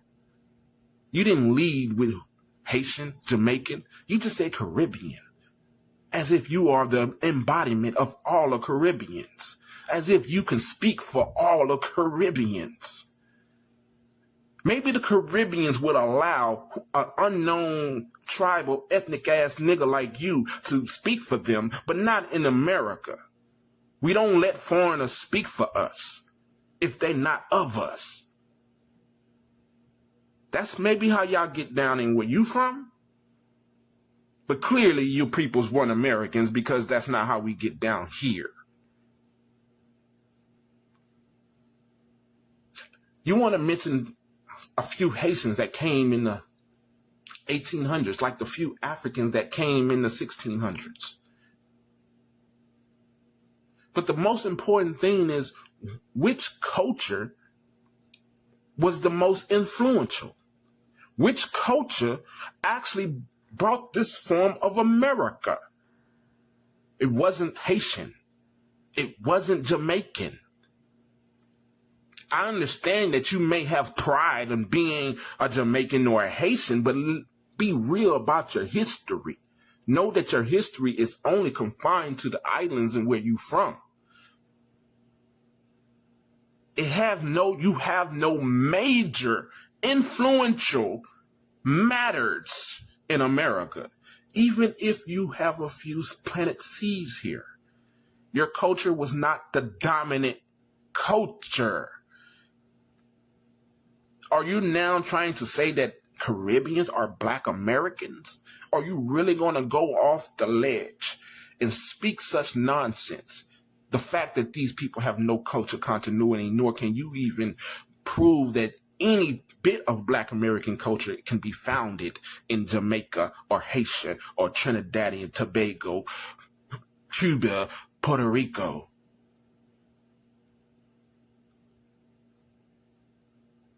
No, because those are unique, distinct, beautiful cultures. And we acknowledge people based on their ethnic identities, not racial skin color, because that practice cultural erasure. That is what you're practicing by trying to tell the world that Caribbeans are FBA.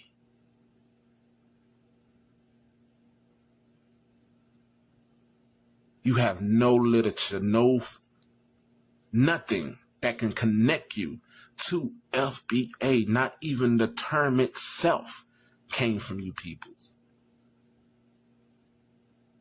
The history will always say the facts. That is, you were a Haitian, not a Caribbean, a loose term. We speak on specifics. A Haitian came during this time period. Not a Jamaican, not a Trinidadian, not a Tobago. So none of those other peoples can claim a history which their ancestors have no history, no proof that they are the ones who did it. But you give it all to Caribbeans. You speak so loosely on identities. But the Haitians that came were not the influential culture. They was just here like y'all are here today and have made no significant impact on America. You think just because you work, you are impactful? No, you dumb fuck. What have you done to fight against oppression in America? What bill or legislation have you fought to push for all Americans? We are fully aware that y'all have been tempting to pass bill that only caters to your people, Rather that specifically. Haitian, Jamaican, we got the Caribbean bills that is only Caribbeans can take advantage of. Me, as a Black American, I have no right to I can't even sign no register because I'm not Caribbean. But that was a law which you Caribbeans fought to put in place only to benefit Caribbeans. And you want to know why your culture is not powerful as us? Because when we did it for everybody. Everybody reaped the benefits of what we done. That is why your culture will always be beneath us, because when all the rest of the people ask what have a Haitian done for us, they're going to get crickets. Then they're going to say, what have Black Americans done for us? They're going to drop list on list on list on list on list on list on list, whether you don't like it or not. It's facts. Your privileges in America was given to you by the fight of Black Americans, not a Haitian American, not a Jamaican American, because none of these motherfuckers stood in solidarity with us. Like y'all don't stand in solidarity with us now. When it was written in history, it didn't say a Haitian. It didn't say a Jamaican. It didn't say a Trinidadian. It stated a Black American, a descendant of chattel slavery, long history in the Americas, long before the formation of the 1776 of the United States of the Americas. You just only described that there was 2 Black people in the Americas prior to 1776, but there's only one culture that stood out above all rest: Black American culture. Not a Haitian. Our flags are federally recognized.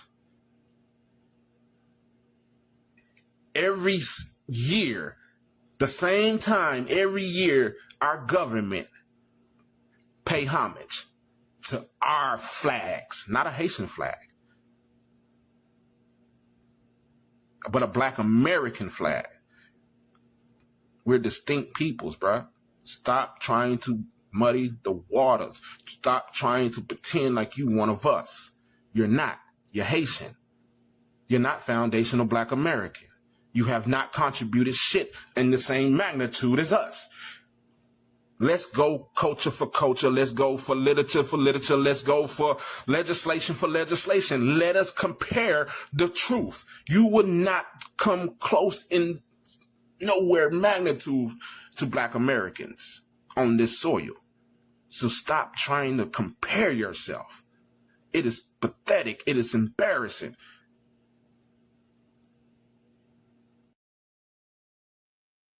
They pissed him off. That's Joseph of Jacob. I have shared panels with him. He be going in. Yeah. I had a thought. Yeah, but I don't know if I want to express it yet. I don't know if I like all these heritage days.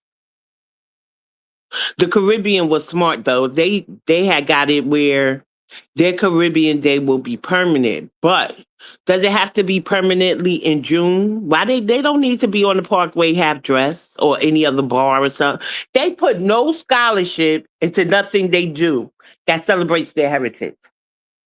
Nothing. They're just half dressed, running around in areas. And I'm just like, oh. But the whole Caribbean Juneteenth thing is very disrespectful. That I want to stop. Like that day should be safeguarded. June 19th should be safeguarded. So as he was talking, I was like, well, what we need all these heritage days for? They can't touch Black History Month. They shouldn't even be touching Black August. We should change that shit. That we don't even talk about the Haitian Revolution or Marcus Garvey. And damn, I found out the representative, his last name is Johnson, and he pushed for Marcus Garvey, along with the Caribbean Caucus, to pardon Marcus Garvey when Biden was in office. Now, they're doing something funny when I gotta tell you, if we going by looks, he do look a little Caribbean, I gotta tell you. Um, when I looked into his genealogy, they was like, his father is African American. You know that term is broad. And he was a high ranking, did they say African American for his father? They said his father was a high ranking police official. Then they said his mother had been in African American communities. Now, when they say it like that, y'all, I gotta tell you, that don't necessarily mean U.S. chattel slavery. They trying to do a cover up there because they're starting to realize that we are looking into people's lineage. So how you pardon Marcus Garvey before any of our political prisoners we still have? We still have MOVE members in prison. We still have MOVE members trying to get the remains of the deceased children. And I'm gonna have to look into what is the status of their case. Mumia Abu Jamar is still locked up. The last time I heard, his health wasn't that great. And y'all use a presidential pardon for Marcus Garvey, and that man should be voted out of office. And this is what I'm gonna tell y'all.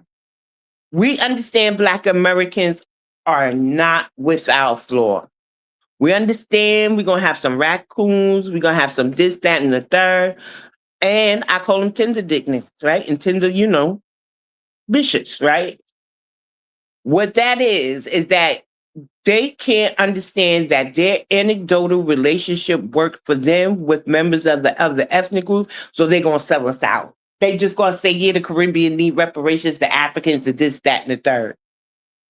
But if they're in our office, because you could talk all you want, but if you're in a position, because it's not really going to happen, but if you are in a position where you could do that shit, pardon Marcus Garvey, a presidential pardon for Marcus Garvey over Mumia Abu Jamal, you gotta go. You didn't even ask him to presidentially pardon Assata Shakur.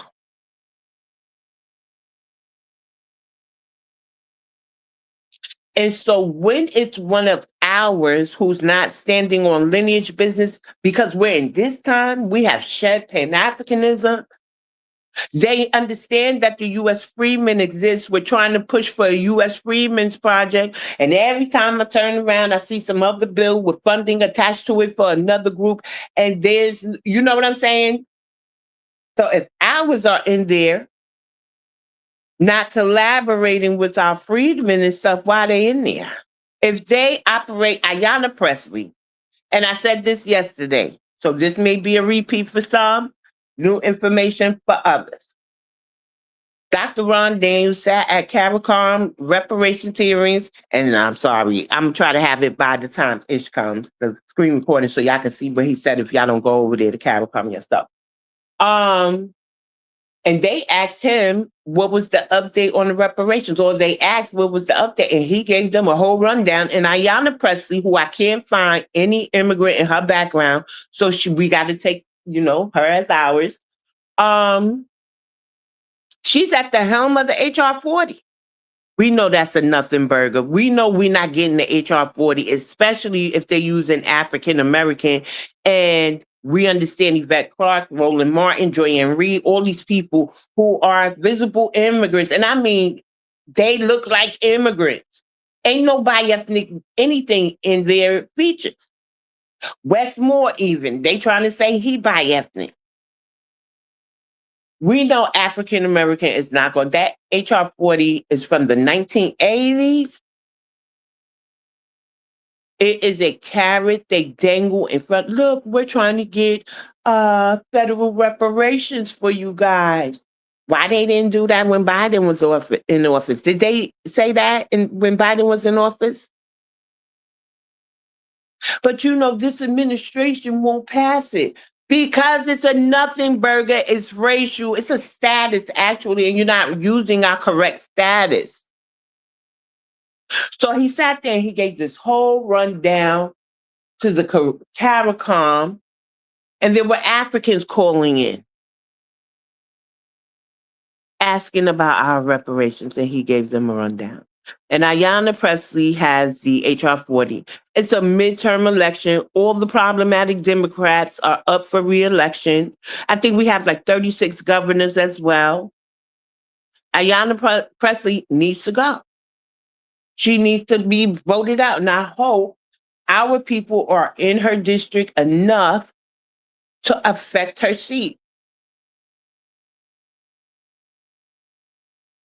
You best believe I'm not voting for no AOC. And I wish I was in Yvette Clark's district so I could vote against her too.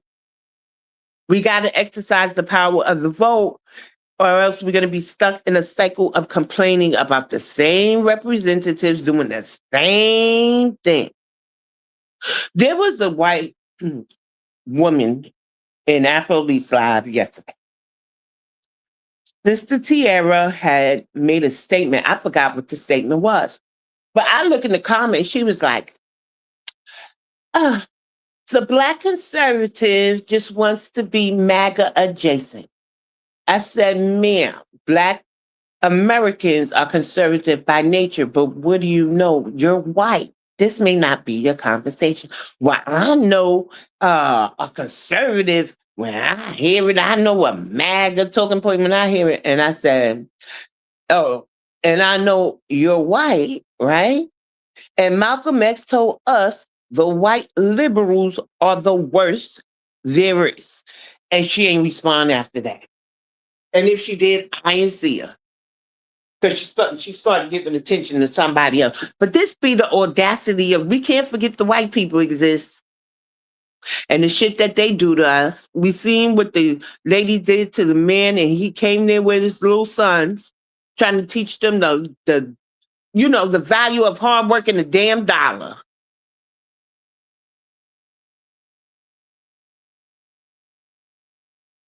She must have thought you know what it was? He wanted his proper fee scale. And she probably thought she was going to get an immigrant that was going to undermine us who asked for our fair wages, our livable wages. So she went to calling him boy.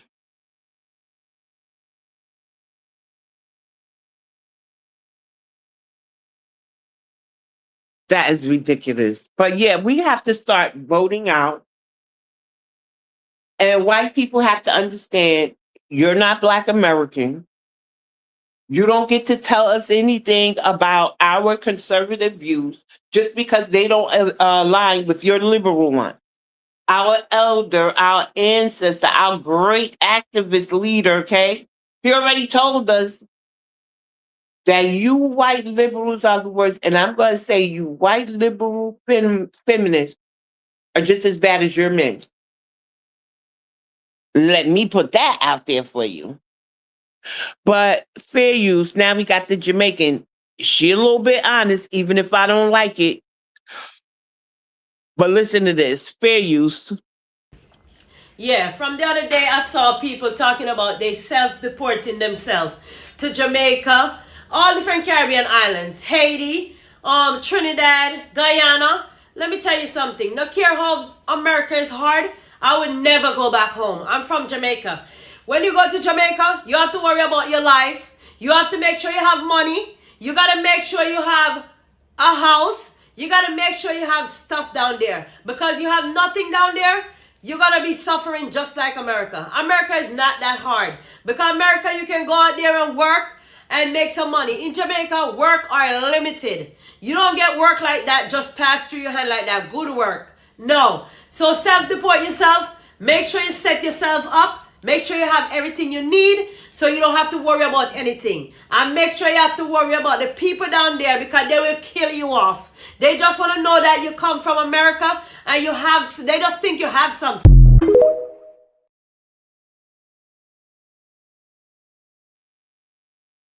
In other words, fuck Jamaica. She ain't even going back to empower the youth. She ain't going over there to build. We just saw the other day that they don't have enough nursing staff there, that the elderly can't get proper care. But fuck all that. She gonna stay in America because there's work here. There's work over there too if you demand the Brits, right? To allow, I don't even think the Brits are, I don't even know how their economy works, right? But there's a need for nurses over there. And you know how we got fair livable, well, we ain't even got livable wages. But how we got what we are considering fair wages, shit. We fought for them in our homeland where we didn't have to displace anybody. Look, let's take Brooklyn, because we did the Bronx yesterday in the flip. So whereas Black Americans were outnumbering the Latinos in the South Bronx, it flipped. We're 29% here, Black American in the South Bronx, and it's like 67 to 69% Latino. Now, let's take Brooklyn, Miss Jamaica. If we had the land and y'all start coming over and your people start getting into government, and then your people start saying you need your own checkbox because your community needs to be properly funded so that your community could get incentives and better school, things and stuff, funding and XYZ. But we had the land. What are you, ma'am? Besides worthless, lazy, don't want to fight for your homeland. But you want to sit there with that big Jamaican flag, talk about you never going back to that island. You are melanated, and then you talking about you going to stay here as long as here it's not that hard. You could get a job, and it's not that hard for you because my ancestors already lost their lives.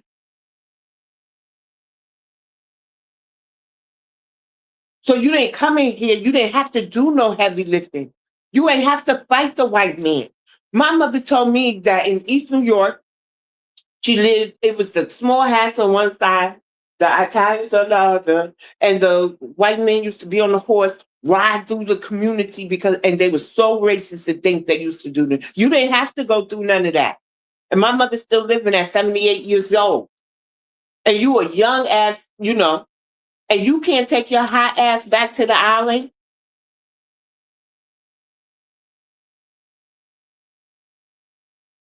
And fix the island, past the tourism?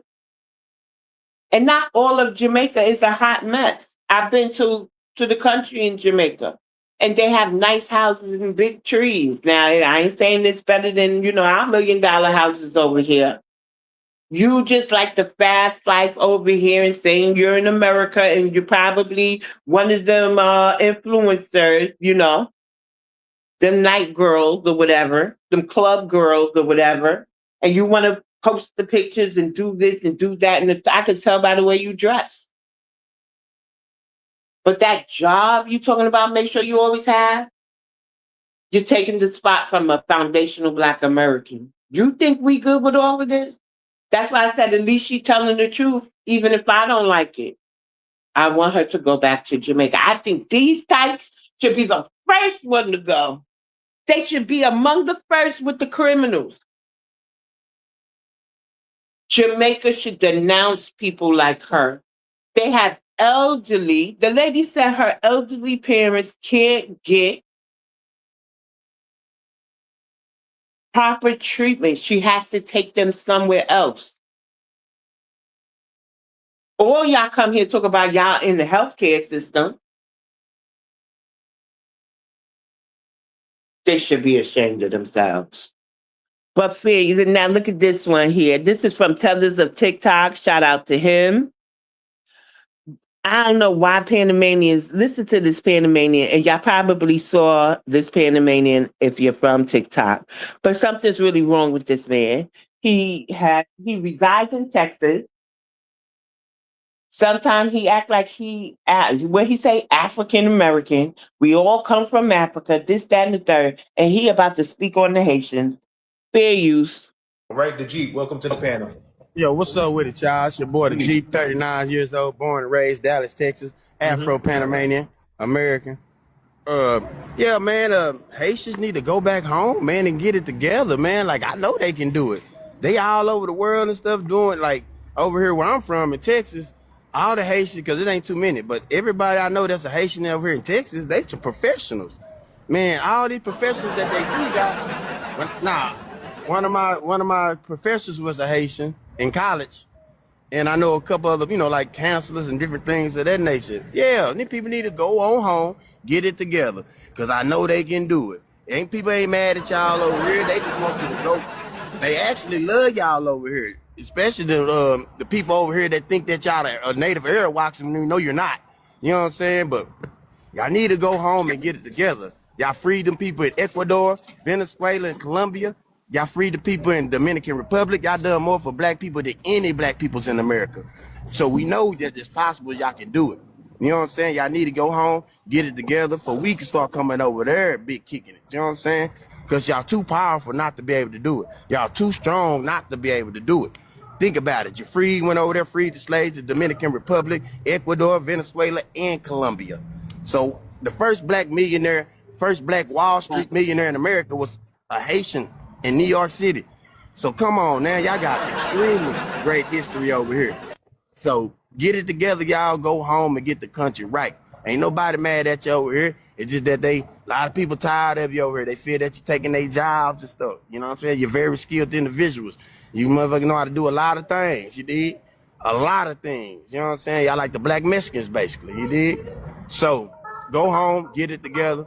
People over here love you. You know what I'm saying? Y'all needing help, you know what I'm saying?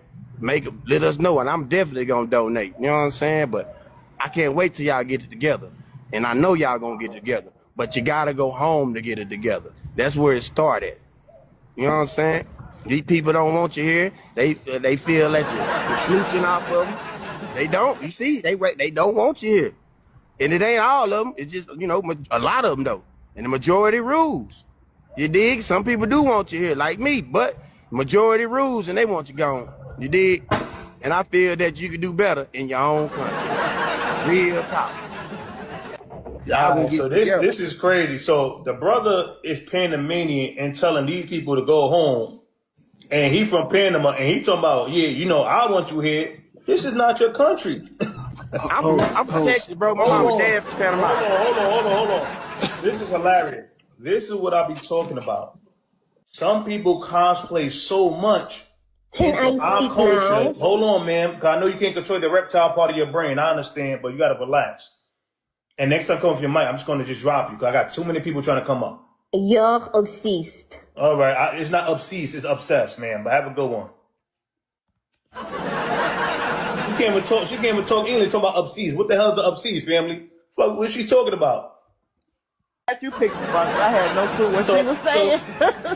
Anyway, as I was saying, she said obsessed. What the hell is the obsessed? Can somebody define obsessed for me? I don't know what the hell is the obsessed. Anyway, the brother, this is what I'm talking about. The cosplaying is so crazy. The cosplaying is so much that the brother is saying, we don't mind you being here. The brother is saying, some of us don't mind. Like he black American. Now, don't get me wrong. It's nothing personal towards Haitians, Jamaicans, nothing. Like, there's nothing personal. But you can't speak for black Americans. The brother said, I'm from Texas. No, you not, family. You from Panama. What the hell is he talking about? All this we don't speak French, family. I don't know what this we about. So I don't know why you keep saying we. You can't speak, and this is what they like to do. They like to come under our umbrella and speak with power because they're under our umbrella. This is why they're trying to call themselves African American. This is why they're trying to call themselves Black American. Because when you under our umbrella, you can speak with power. But knowing if they say I'm an insert country American, they don't speak like that. They know that. So this give them like a liquid courage being under our umbrella. That's really what it is. Now, in regards to the Haitians doing what they're going to do, again, he got some points right. I believe they can do what they need to do, but they need to go home and fix their place. I can concede to that. But we're not gonna lie and say the first black rich man millionaire was a Haitian. See, this is and they start revising the history. This is when that was the case, right? If that was the case, we would see the same black Wall Streets in your respective countries during that time, but we didn't see that. Let's stop playing games. We was always, again, hold on. You got screaming in your background, they wilding. I think you need to take care of that. We always have been the richest black people on earth, even during that time. Even during that time, we always been the richest black people on earth for decades on decades on decades. Not just now. Even before they colonized some of your country, we was the richest black people on earth. So we're not going to sit here and say, well, Black Wall Street, because then we will see the same thing, because culture leaves clues. Culture leaves clues, and we will see that same culture and everything there. No disrespect, I'm just being honest.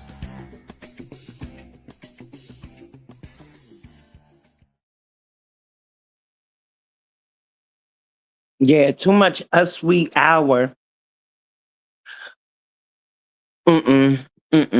Fair use. They were calling themselves Jamaican, Bajan, Trini, Guyanese, whatever else, you understand. And so it really wasn't until they got snuffed out by the Africans, and it's the Africans by and large that are pushing this phrase of Black British. And don't you find it so crazy how when they insert themselves into American conversations, and an African that is in Britain is going to nearly seize that a Black American's not saying African American, but they are a whole first gen African or straight from the continent calling themselves Black British. And then when people say destiny swap, they try to, like, if that's not the most blatant display of a destiny swap, you are a first gen whatever African, or you are fresh off the boat African, and you're over there calling yourself a Black British person.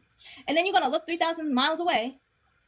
Or mind you, it don't even got to be a Black British person. It could be an African that's here in America. They see what they can doing over there. They don't go up in arms. Why are you calling yourself Black British? They don't do that. They don't advocate. Why aren't you calling yourself African British? They don't. That doesn't violate their logic. That a first gen African saying Black British. They don't have to say African British, but Black Americans that's been here for centuries, and debatably this is their stolen land anyway. So forget 400 years they've been here since well beyond that. They have to call themselves African American.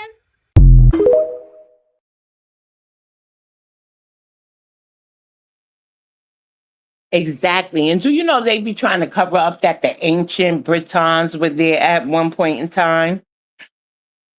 That they totally went over there and absorbed them people? The Africans have, how can I put it? I've caught a couple, not too many, but a couple of Africans using Jamaican slang. I said, but to one, aren't you from the Congo?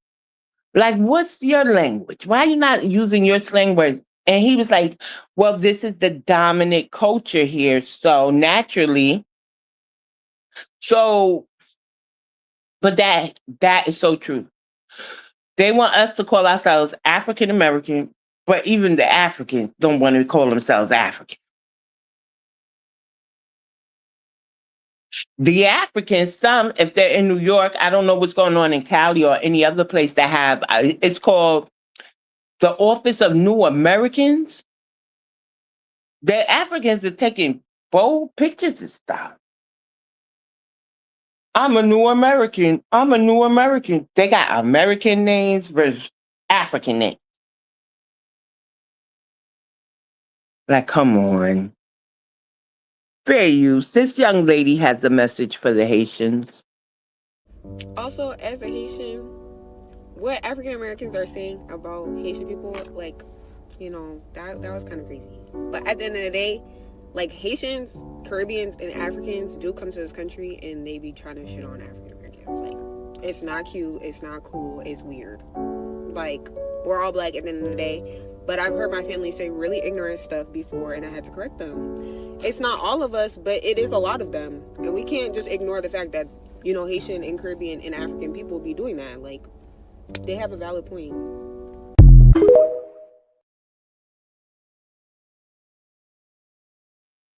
So she heard her family say, and you know, I always find something new, because at first when I'm looking for my videos, I'll be like, oh, okay, nice message. But when I'm sitting here, I'll be like, wait a minute, did she just say that?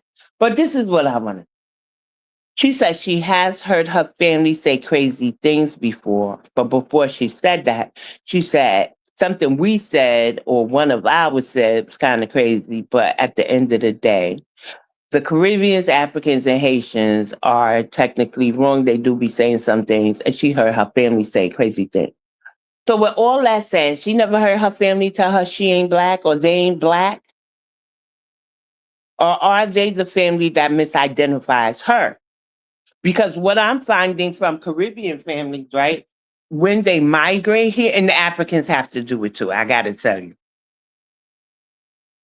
So when they migrate here and have children here, or when they migrate here and it's a small child, they will say everything bad about that child is because they're Black American. And that's that whole thing I was talking about. Instead of using their ethnic group, they'll do the race and the nationality, which is erasure to us, and it's misidentification. Now, it is mandated that they can't really identify as us, but nobody's enforcing that. I'm not saying we don't want to enforce. What I'm saying is nobody is enforcing that. In fact, they made it broader to include them so that they could, double and triple dip and get set asides here and set asides there. But race is unconstitutional, and all these people know. I don't think in this day and age that they don't understand the reason why DEI is gone, even if we didn't benefit from it, but so much. And affirmative action is gone. Funds that go racially just for Black people, all Black people as opposed to lineage, they are not that stupid. They are manipulative and they are crafty, right? They're scammers. So they gotta know certain things. They're reparations. Their representatives that get into our office know enough to tether themselves into seats and get satisfied while using our blueprint. So they gotta know race is unconstitutional. They don't care. So I think that she may just be overlooking the fact her family already told her they weren't Black. And if they ain't Black, she ain't Black either. What are we missing here? What are they missing?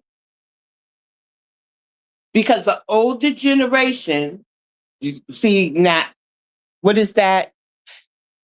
The diaspora theory, she has it right. She said they weren't calling themselves XYZ. And it was her elders, the young girl who just spoke, talking about at the end of the day, we're all Black. Her elders was telling us they weren't Black.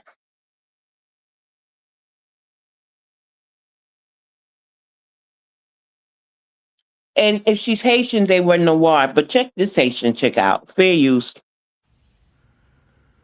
Hey everybody, it's me, Mambo Dad. Let me break this down for the FBAs because they can't even read between the lines, and this one probably can't even read, okay? Hear me well. Baby, you got the same passport I got as a Haitian American. The only difference is I also have residency in Haiti by descent. Now, as a Black American, I was speaking as to if you want reparations for slavery, you're not going to get it from a country that enslaved you because they're not going to wreck their economy to give it to you. They're not going to wreck their economy to give it to you. And by you being a first of all, now you're FBA. So you're saying that you weren't even slaves. You're not even from Africa. You done gave that up. They don't owe you nothing now. You understand? But what I'm telling you is that the United States is not going to wreck their economy to give you reparations for slavery.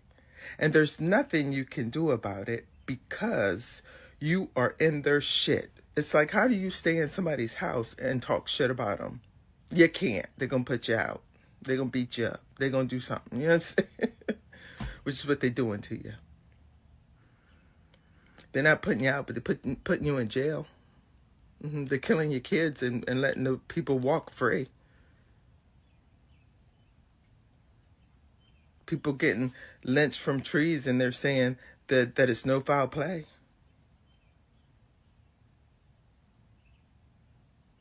You got the same goddamn passport I got, fool. Fool. Fool. A lot of people from different countries got the same passport you got, an American passport.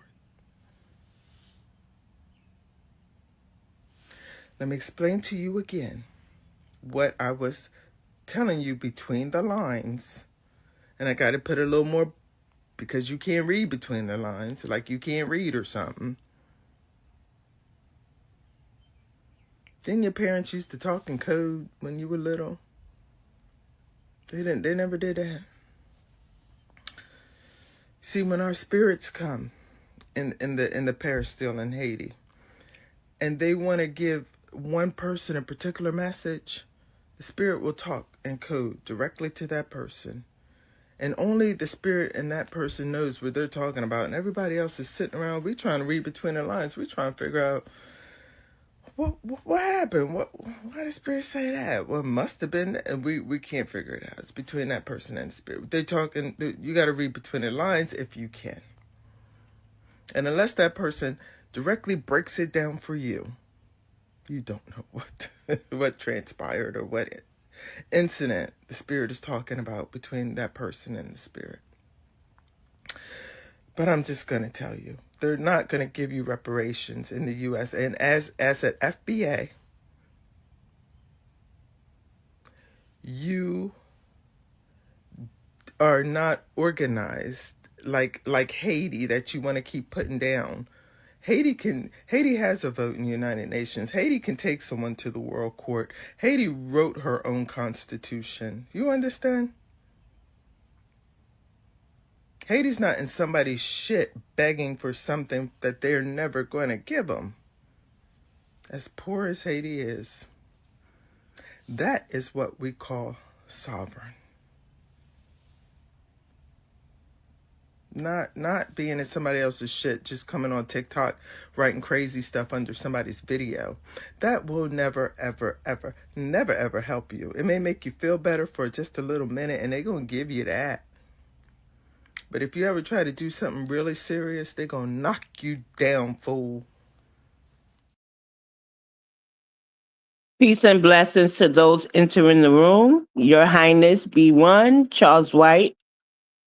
And hey, Ali.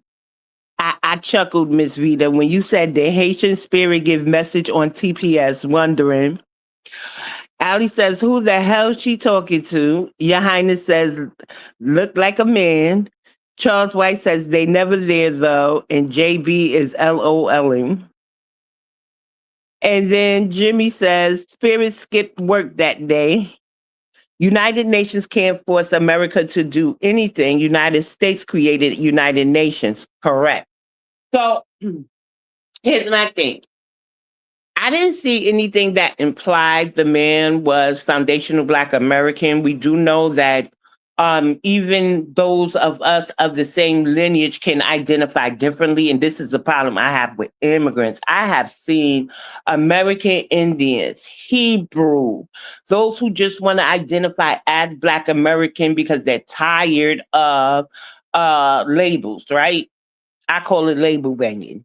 Like when we going at each other, no, we should call each other. But every time people say, I don't identify as foundational Black American, they don't listen to them. Because even though it's the name that we are choosing to identify for our lineage, I realize there's different. We have the same goal, which is reparations and to get as many people out of the country, unless you're one of those pan people, like Pan-American and Pan-African and stuff like that. Some are Pan-Latino because in the Americas and some is. But there's also different mindset with each one. So foundational Black American with a delineation mindset may think differently. We may not have even brought up the passport, right? We may not, or maybe somebody who's Hebrew would say something a little bit different, because I'm realizing now the Bahamas have a sector of, God daggone it, yeah, of the Hebrews. And the Mexicans do. And I'm looking at the Hebrews like, now's not the time, now's not the time. So there are some of us who will take on certain traits and ideologies and stuff, and we argue the same goal differently. So that usually turns me off from the immigrant, because I didn't even see nothing that said foundational Black America. Now, with that said, she doesn't know our history. Haiti is over here begging to stay, and Trump is in charge now, right? And Trump is going to get what he wants. And since he wanted to make an example out of some of the immigrants, especially the melanated ones, he chose the Haitians, who, instead of finding a pathway to citizenship 25 years ago, we're going to say, they have been going to court to just renew. And Honey Girl really doesn't understand denaturalization. And there was a time that the Mexicans, I think it was the 1920s, they deported like 1 million Mexicans. I don't think nobody ever told them that. If America wants you out of their country, they're going to get y'all out of the country.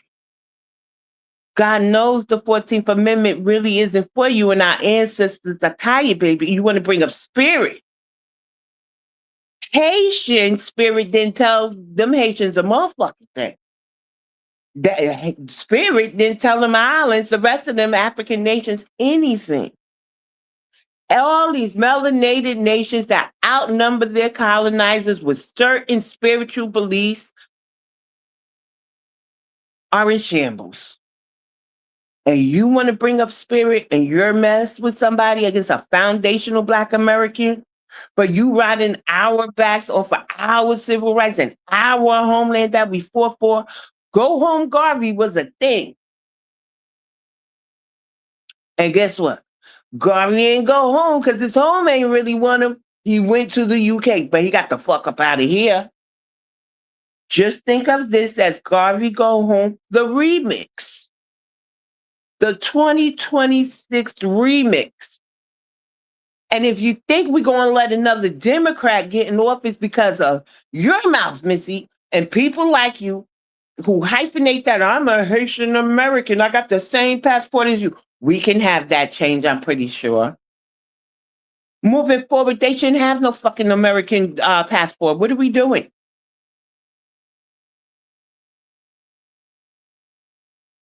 If that 14th Amendment is restricted in any type of way, so should be their passports.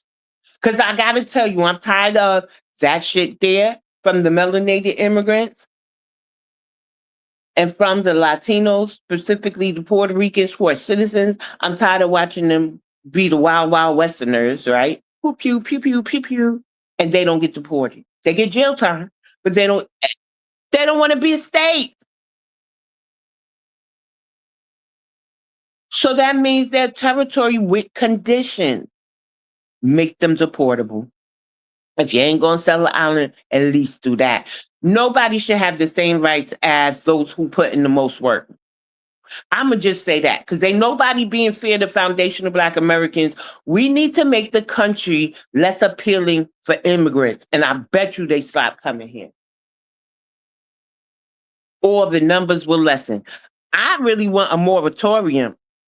Okay. At first, we thought the quotas was wrong. They were favoring the Europeans, and at that time they were.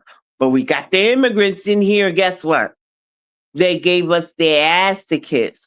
Some have told me we were their competition. I said, well, damn, I was raised to love you. You know, my mother, my elders say certain things and stuff, but we wasn't taught to hate these people. They could bring up childhood bullying. They could bring up childhood fights. I done fought them all. But I know how to, that Jamaican I had to fight because this bitch mouth too, blah, blah, blah. But I still had Jamaicans that I loved, that I cared about. I know how to put people in their proper place. But we can't even do that no more. We got to treat them as a collective. So this is it, because I'm still in New York. I still have to be around some of these people. Damn it.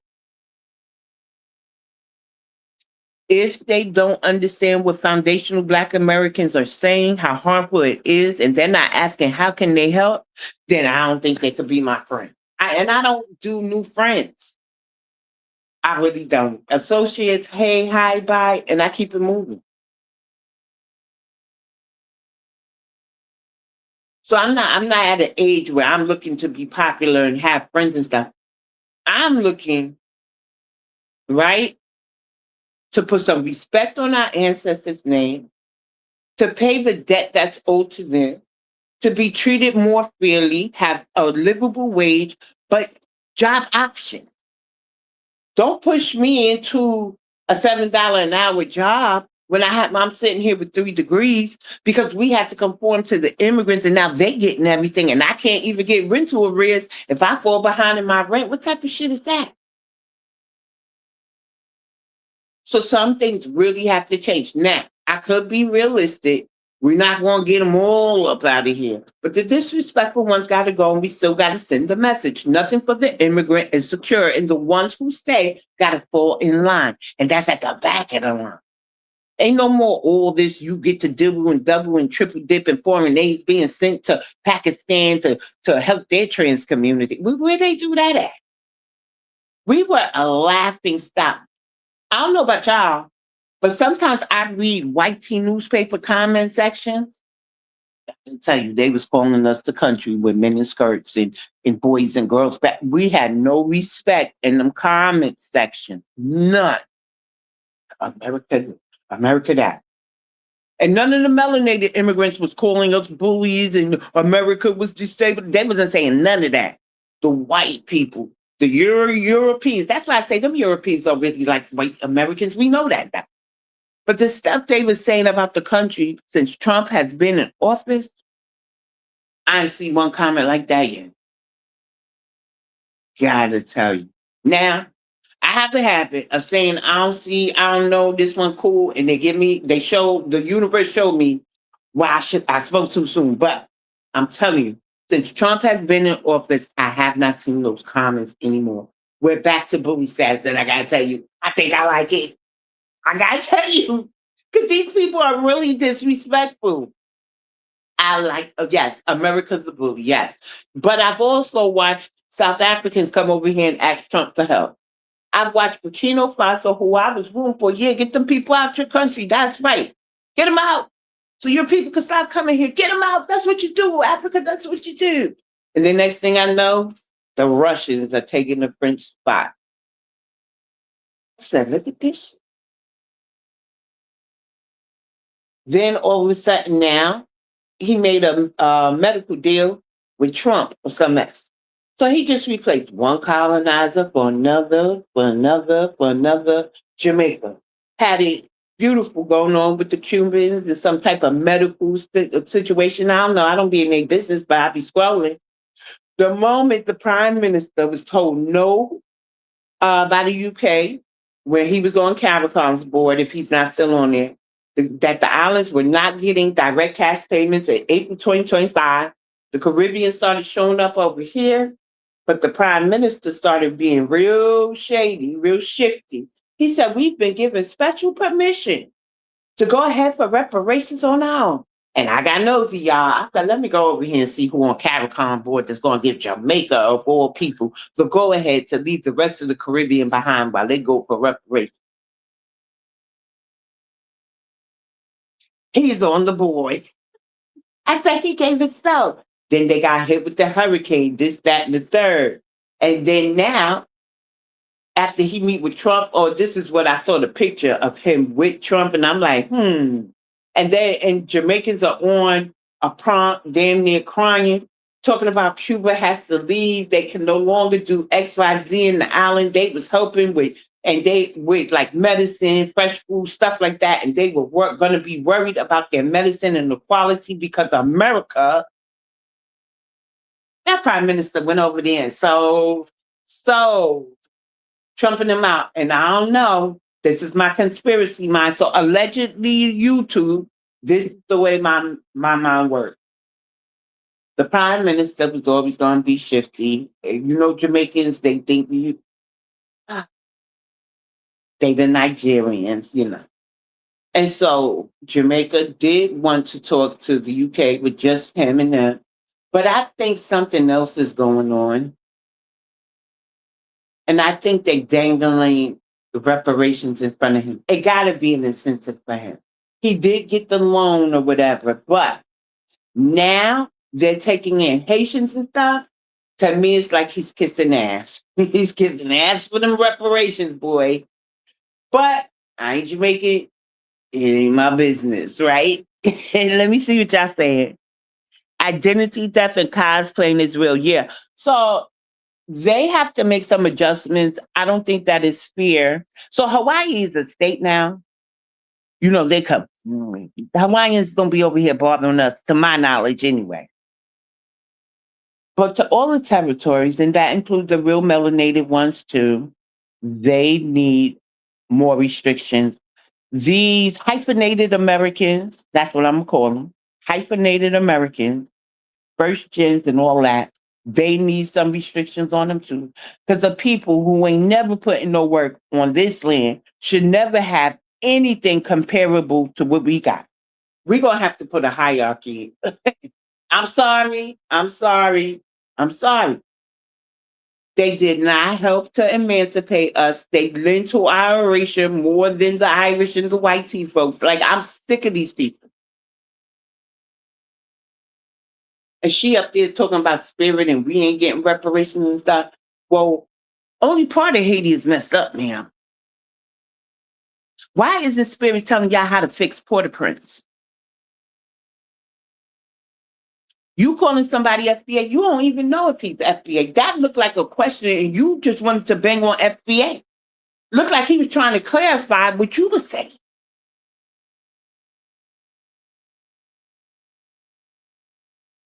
But we get this whole speech, these FBA niggas and this one can't read and stuff. But FBA is wealthier than you and your people, man. Our spending power is $2 trillion. Haiti's GDP is negative 2,000. I mean, we ain't the same. Our first world poverty, shame, you alone, and your whole country and the whole Caribbean and all them African nations that's predominantly melanated over here looking like they're bigger and better. And we don't even boast about it until you do dumb shit like that. Me personally, I didn't think the spending power was enough because I was looking at me and the white tea people, right? Our foundational Black Americans against the white tea people that have our stolen wealth. Now y'all appear. Now I realize how much $2 trillion is. It keeps my Black ass out of a shanty town, out of a slum. Keeps me with running water, electricity, flushing toilets. Goddamn. $2 trillion is a lot. Now, first world broke, but I ain't third world. It's slumps, it's squalor. So I'm doing thank God, all divine honors to the ancestors. The spirit told me to tell Trump, like, put this in the universe. They don't deserve American passports, especially if they're first gen with 2 immigrant parents. If they buy ethnics, then it might be a little different. But they ain't got none of our history, none of our DNA makeup, none of that, none of our fight, none of our struggle. Black Americans, I got tired of hearing the immigrants always say, well, y'all got to understand, we come from war-torn countries. Y'all got to understand, because I wasn't always, now I'm going to sound like Coach TP, shout out to Coach. I wasn't always going that hard with the FU. You could go back to that war-torn country, right? Or FU, go back to that scholar. But one time they said that one too many times. And I just remembered. I had just put up a prompt. It had about, I'm going to say 35 to 40 times we were attacked in our own land. See, I don't descend from the ones who left. I descend from the ones who stayed. Direct descendancy, that is, right? So If me and my people, my ancestors and stuff could stay here after being attacked, flooded, to the point we have Lake Lanier, other haunted places, and we've been able to rebuild, because Tulsa was rebuilt. It was integration that came in and did it, integration. Now they have an Afro-Caribbean rodeos in Tulsa and shit. The shit is weird. But if we could sit here through all of that and still be the most wealthiest out of the melanated groups, man, spirit ain't what spirit done left y'all a long time ago. Now, are one or two of y'all blessed? Of course. Y'all probably got some Black American ancestry, because y'all the empire and shit. I'm joking. Kind of. But in all seriousness, I don't respect them, and I stopped respecting the fact that they come from war-torn countries when we lived through many wars on our own land. And we live outnumbered by the white folks. And so she brings up our victims, but we're still in our homeland. We're still fighting. We're still tearing streets up. Shout out to Rodney Hinton. Shout out to Carmelo Anthony. See, that's what we do. I ain't see a Haitian fight a white man yet in this land where you got had some rights, But Trump's in office, you ain't got none now, baby. You ain't got none now.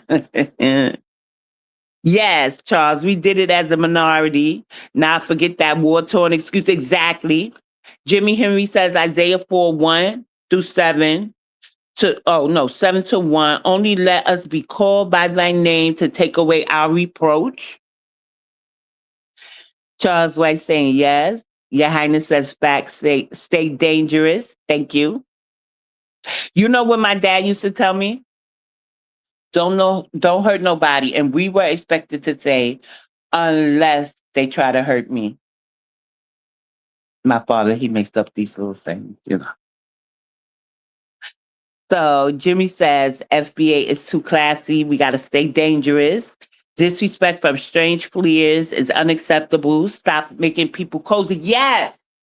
And that's why they don't deserve those passports that we have at all. Or they can have the blue passport, but have a restriction on them. I don't even want them to have the blue passport. BX, you want me to break down Isaiah 14:1-4? Yes, please, because I don't want to, not everybody, Traore just had a speech against Muslim extremists. Now the Arab. Can he come get Ma'am Danny? I think Traore should come get Ma'am Danny because I don't know what Ma'am Danny's doing besides getting on my nerves. Montgomery 2023. War-torn countries often where their own leaders perpetuate. Mm-hmm. But before I cut out of here, I do have like 2 or 3 more videos for you really fast. Fair use. If they want, they got legal status in Brazil and Haiti. Brazil and Chile. They can certainly go back there if they choose. We got a lot of third world countries we can send them to. We're sending people to third nations all the time, every day. Or then go back to Haiti, to their homeland. Who's better to fix the Haitian government than the nationalists of that government and go back to Manchain? So look, they're going to go home. Yeah. And the Supreme Court ruled TPS is over, so now they got to go home. Well, they got to go home, and there's still millions of people that live in Haiti. If it's not safe to live, how do people live there? This is part of the deal, and this is their country. And again, this has not been a safe, secure place. It's had gangs, it's had violence for decades now. I don't understand. And why do you think that Mike DeWine and John Kasich are making so much noise? It seems to me like there's some level of lobbying happening where I think there's a lot of people that are making money off of having this cheap labor in this country. And I think they're shooting right over to people like Kasich and DeWine and saying, we don't want to lose all our home care workers. You got to keep these people here. Is that your estimation? Well, look, you said it exactly. It's about cheap labor, right? Look, thank God DeWine's not making this decision.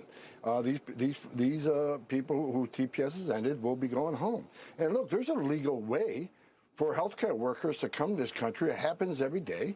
We bring nurses and doctors from other countries, healthcare providers. There's a legal way to come into this country and do that work.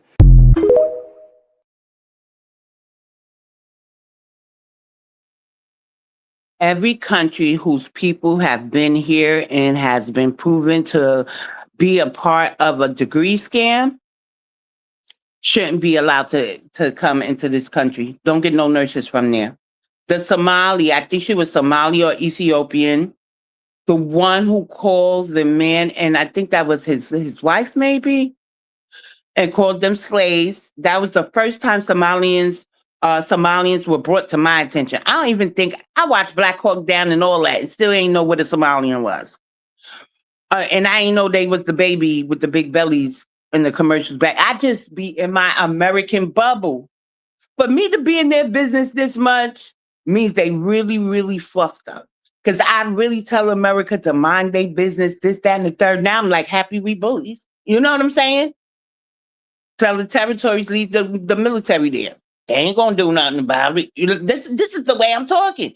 From the disrespect. We fought every battle we had to on our land. And our battle isn't over. They are literally hindering us, right? Thank God it's over 50 million of us and we multitask. But some of us have to stay fussing and tussling with them because misinformation is harmful.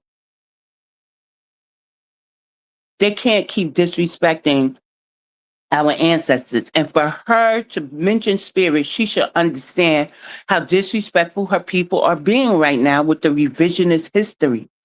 And I only seen one Haitian that said it and agreed with what I've been saying all this time. If it's spiritual for us, it's spiritual for them and their ancestors want them home. But nobody listens until it's too late. Now let's hear what Mr. Corey Holcomb has to say. Fair use. Our people built this nation. What are you talking about? And you come here and you sit your dick in the booty ass up and shit on black man after black man? Man, get your bitch ass the fuck up out of here. I'm so glad people bringing light to this, man, because those people have been taking advantage of the community for a long time. Everybody who put this on blast, and I want to start with Tariq Nasheed. Man, this is needed conversation that needs to be out there because they play both sides of the fence.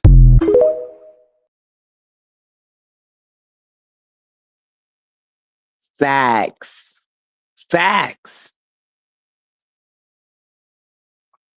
Triple facts. So I'm going to play 2 more videos and then I'm going to be out. Let me see what y'all saying first. I'm going on 3 hours up here. Read it yourself, BX. We are not from Africa. Ali. I know we're not from Africa, but are you Hebrew? Charles White. Yeah, man, they gotta go. I'm with you. Jimmy, I let everything go to take care of my mama and grandma to their last breath. Can't trust hospice, spiteful foreign aid. Facts. Yeah. Yeah. My dad is 80, so I'm gonna be faced with some. I think he has at least 10 good years. He's still active, he's still mobile. He takes the least medicine out of the family. He don't like doctors though, so you know. But no. Um, but I literally just changed my room. I took the smaller room and gave my son the biggest room because if anything, and I'm not wishing this on my pops, but I would bring him home with me and get him an attendant. Even though in New York they will pay you to take care of people that need like home attending, but hospice is totally different. So, but yeah, it's no place, especially with the African nurses who have come out and have been proven to harm our people. So we got to take care of our elderly if we have the means to. Let me say that. We'll make it work though. But my father has a lot of nieces and nephews, and so some of his nieces still find the time to get up and go see my dad. So he has a network. Yeah. Let me hit the rest of these comments. Maxwell says, go back and read my breakdown. You skipped it. Oh, I'm sorry, Allie. Maxwell says, late but here at work, just tapping in BX Network, the mods and chat. Salute. Salute, Maxwell. Okay, I'm sorry, Allie. All us black men don't like doctors. I don't blame you. Some of these doctors do be quacks. And then we're black Americans. So we can still feel remnants of medical racism. Last time I checked, and this was a few years ago, they still had like medical racist terminology and stuff in there. So in like the one of the resources. So I get it. But I want my black people to get into herbs and stuff like that. I'm not saying don't ever go to the doctor, right? Because there's going to be some things you're just going to need from a doctor. You can't x-ray yourself. You know what I'm saying? Um, Look into herbs. Start researching herbs. There was one time I used to be like, oh, herbs. But I got to tell you, they kept trying to feed me these cholesterol pills. Even when I took the pills, the cholesterol never went away. Never. I started taking herbs, and all of a sudden, I'm not getting the bad cholesterol anymore. And I hardly ate fried foods at the time. Now, what works for me may not work for everybody, but at least try to implement a herbal tea in your morning and just try it out and see what happens. For you, black men, especially, because y'all really don't like doctors. I know. Let me see. I'm sorry. Ali says Isaiah 14, 1 through 4 means we were already on the land, aka America, aka Egypt. We are the original people. Jacob line, also known as Israel, Egypt, had us in bondage until they were destroyed when they came.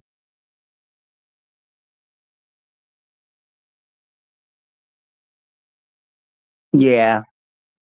So I understand that. I understand being indigenous and everything, right? So I'm gonna say majority of us do have indigenous roots, but we have other amalgamations too. So that's why I just let when I speak about my lineage, everybody knows as my lineage. And even though if I don't say indigenous, because foundational Black American does stand on amalgamation and indigenous and stuff like that. We understand indigenous were here first and that we have that ancestry, but we have other parts of us as well. So I understand ethnogenesis and everything, and I understand we received the second least amount of captives from the continent and that Brazil got more. I actually looked at the numbers and Brazil got 5 million.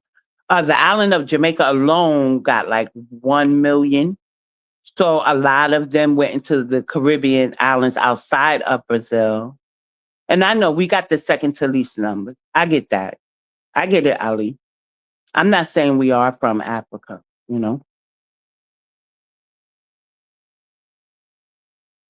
Yeah, there was an ethnogenesis too. Yeah, be careful with herbs. Use both doctor. Yes, yes, Ali. Exactly, exactly. And you got to research everything. You know what I did?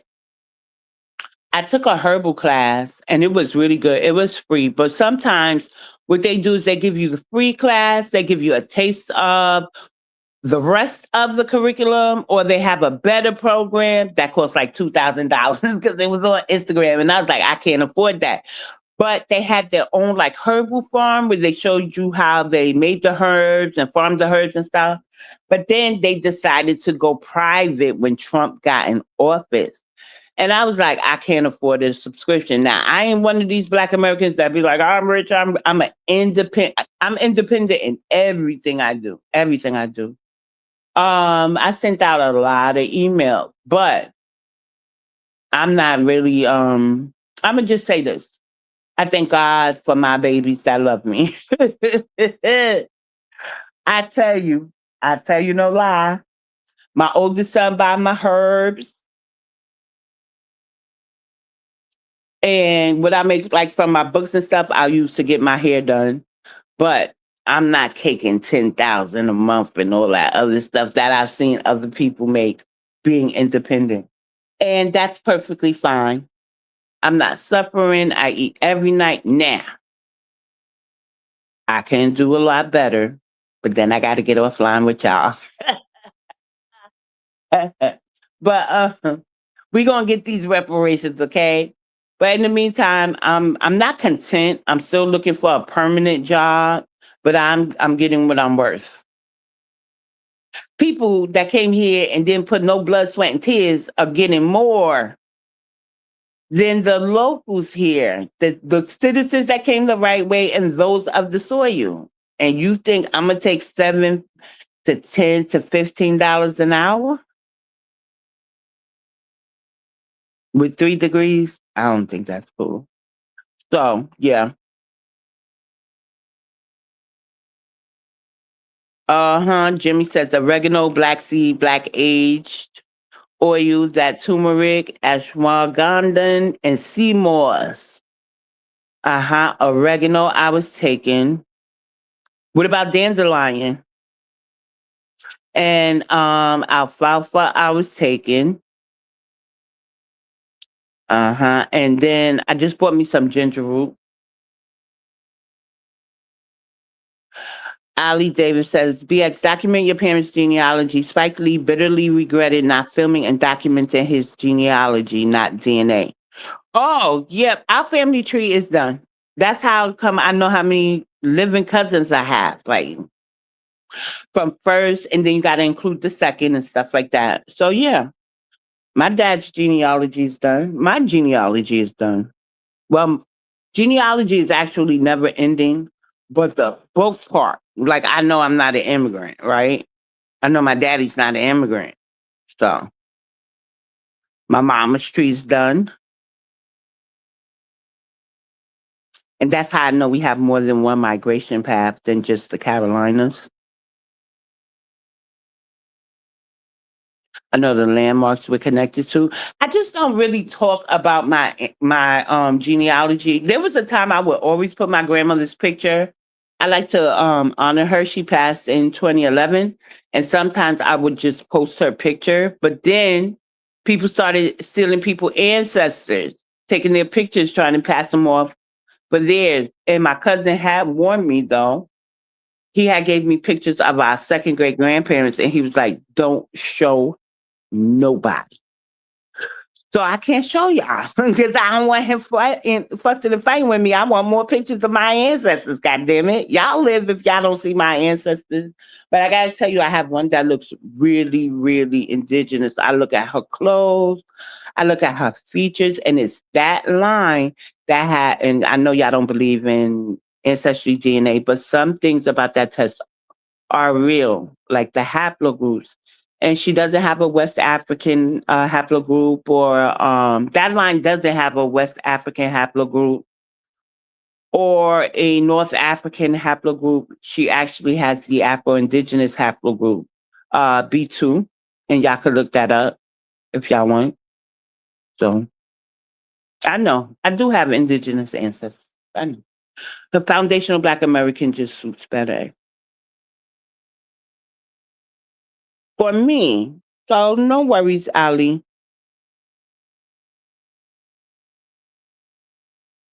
Certified salute, Don. Ali says excellent. Ali says genealogy was always talked about. Perfect example, the Bible. Yeah. The Bible to me, right? And I know some people really know the Bible like the back of their hand. So when it comes to Adam and Eve, who are the people of Nod? Where did they come from? Then recently, I went to Catholic school. I had religion every day. And I got to tell you, the people of Nod sound familiar, but I'm not a Bible thumper. Some things I just be like, ugh. But you know what it is? If it's not reinforced in the home, then you're not going to remember it. So yeah. Mm-mm. But who are the people of Nod? Where did they come from? And then Lilith, I keep looking into if she was black or white, but I hear that's Adam's first wife. So I'm like a proverb. I love the Proverbs, right? And I love Psalms, of course. Hoodoo is like to work with Psalms. Let me see what other book I like. Psalms. Genesis. Revelation. Oh man. I haven't tried to read Revelation in a long time. I don't know. I guess I'm generic when it comes to the Bible, but I do have questions about the Bible. hmm So there's only but certain scriptures I can quote. I don't mind reading your scriptures. I do believe in getting messages. Um, and I do believe in things like spiritual baths and stuff. So I do read Bible verses over my baths. Um, Alice reminded me I sent you a link about Adam and Eve you never watched. Okay, send it again, Ali. Don says the Garden of Eden was actually here in North America, and that's from the Bible.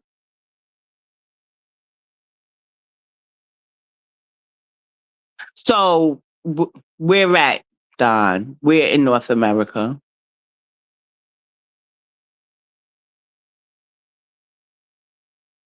And while I wait for your comments, I'm gonna go ahead to the comments. Not the comments, the videos. Okay. Fair use. Yeah, I only have like two more videos for you guys, and they're relatively short. Fair use. I'm not going back to Haiti. One of those threats is this illegal alien from Haiti. ICE says he's a gang member with 17 criminal convictions in recent years. Trump, you feel me? Yo, Biden forever, bro. Thank Obama for everything that he did for me, bro. I'm not going back to Haiti. One of those threats is this illegal alien from Haiti. ICE says he's a gang member with 17 criminal convictions in recent years.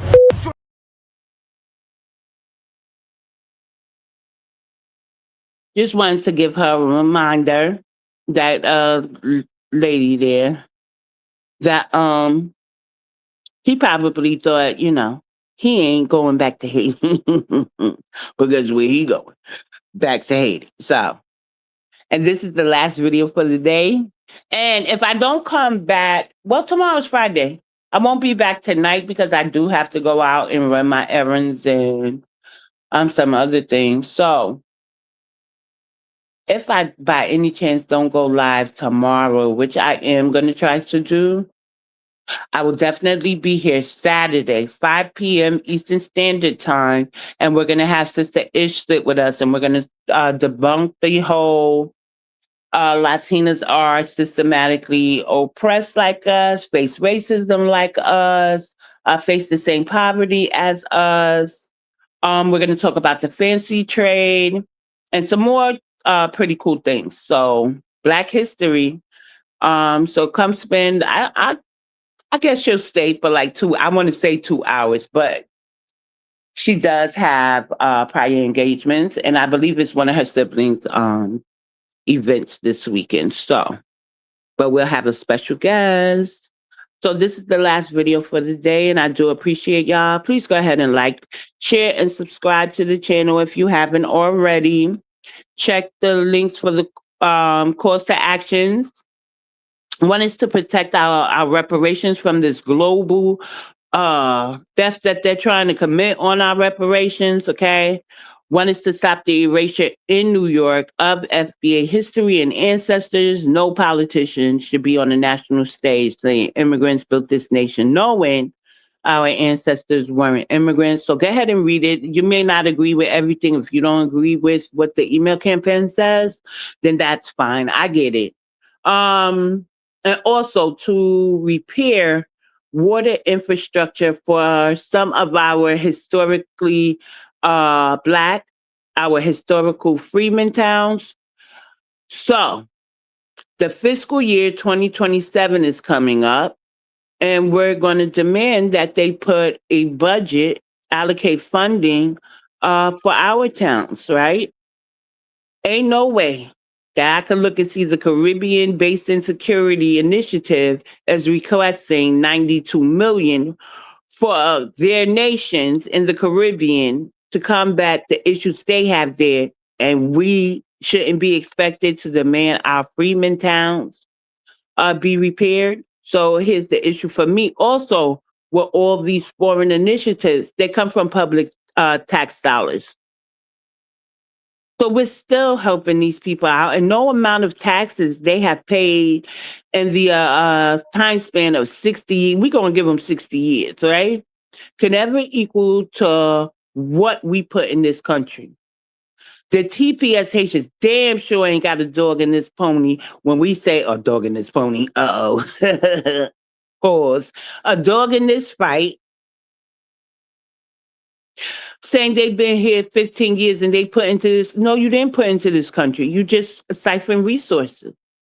And you're still giving resources to your own country. So we have to start them. We are going to get reparations. But in the meantime, when the fiscal year is open, we got to be entered into that too, not in the broader sense, but in the historical sense. So our historical Black towns need repairing, and they're going to repair them. Yep. This the last video, y'all. Fair use.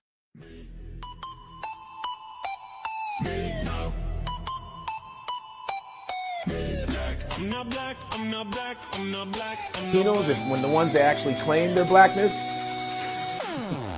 sorry guys, but some of you guys be like, I know black, I know black, I know black, imposible, I know black, I'm Dominican, I'm Puerto Rican, I know black. Be looking just like me. Be having the same hair. I be touching you like, it's not the same, it's not the same, it's not the same, papi. It's not the same. I'm not black. Let me say that again. I am not black. Okay? And Black American people, all Somalis considered black. I'm sorry to be. We're not black, we're not Arab, we're Somali. Let me start. Somalis are not black. When you see the little picture that tells you, I'm not black, I'm Somali. Somalis are not black. Somalis are not black. We are Somalis, not black. We've got a different phenotype, we've got a different culture. We have the Afro-Asiatic language, but there's so many differences. We are African American people. What is the culture? Bro, let me educate you. Black Americans. Black Americans.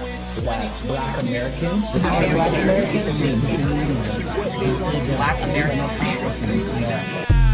Like I'm so schizophrenic, I forgot I said. Black Americans, please leave Africans up. I really hope this. I'm not black. I'm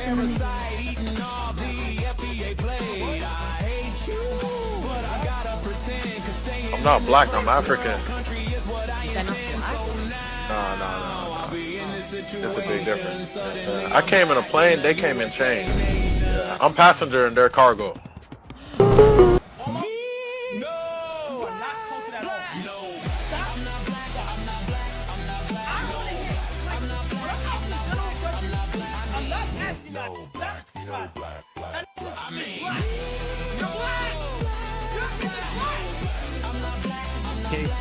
We can now promptly file to proceed with numerous policies that have been wrongly enjoined on a nationwide basis.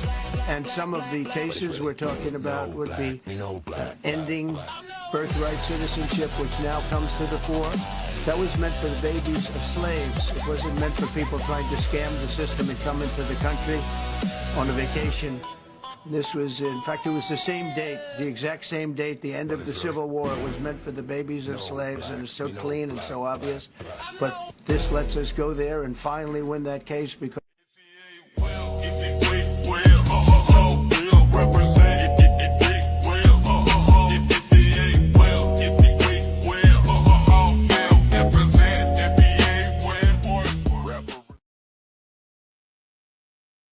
See, they told us a long time ago. Now, when she said that she heard her family say crazy things, I'm willing to bet it was that they ain't black because we ain't got this and we ain't got that. Yeah.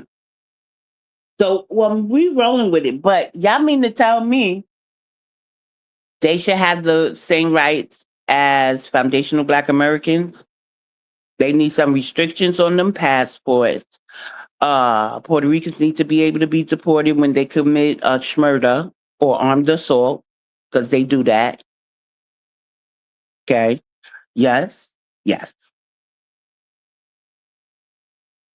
And if I had my way, they would get rid of some of those territories. Because I'm tired of hearing, I'm American too. I'm a territory. Somebody said the Caribbean. Here I go talking, right? Well, I'm you know, somebody said the Caribbean doesn't deserve reparations, but Puerto Rico and St. Thomas should get reparations with us. And I was like, Spain, Dutch, and whoever else was over there, but not the U.S. and not on our claim. Now, I do tell people, this is America. You could sue for anything, basically, even though they say you can't. But I see a lot of crazy cases. So while you think you may have a case, and you may just have a case, but environmental justice, because the South Bronx has the highest rate of asthma, is not to be on our claim for anybody else. You willingly migrated to the South Bronx. But if you think you have a case, go to the city council planning and tell them what you need, but don't come to the reparations hearing. Our claim is for slavery, for foundational Black Americans. That's it. That's all. Yep. Genesis 6:14. Miss Vita says, Don, the flood was before landmass split. At the time, all continents were one landmass. Cynthia, thank you, Ali. We grew here, they floated, swam, or flew here. That's funny. The Nile is the Mississippi River, to my understanding. So, Miss Vita, please clarify that. So then, when they say, so what did Don say? Let me see what he said. He was talking about the Garden of Eden, and Jimmy was talking about the Nile is the Mississippi River. So are you saying that when they say that, they're forgetting that it was all one landmass before it split apart, and maybe that's why they say the Mississippi is the Nile?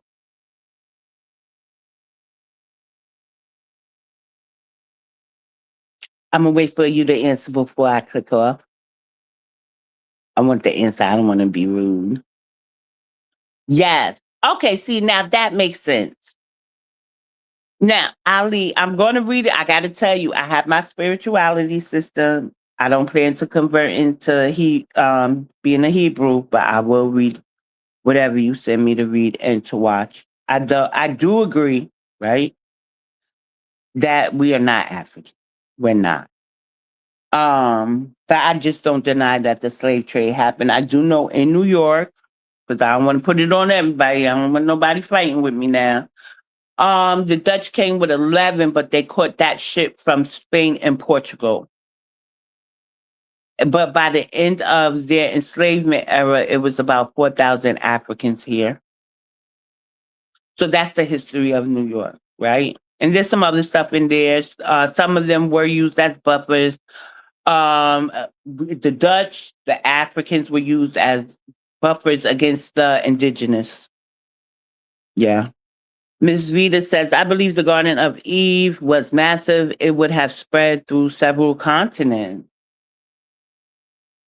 And then Don says, it's still only one place on earth gopher wood grows.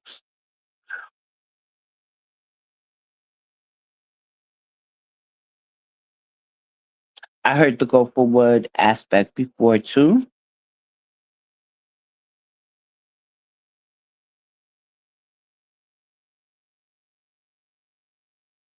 Proverbs 8:22, wisdom's call as above, so below. Yeah. That I know. That I know. Jimmy says they reversed the maps, Memphis, Texas to Memphis, Tennessee. The map is sideways.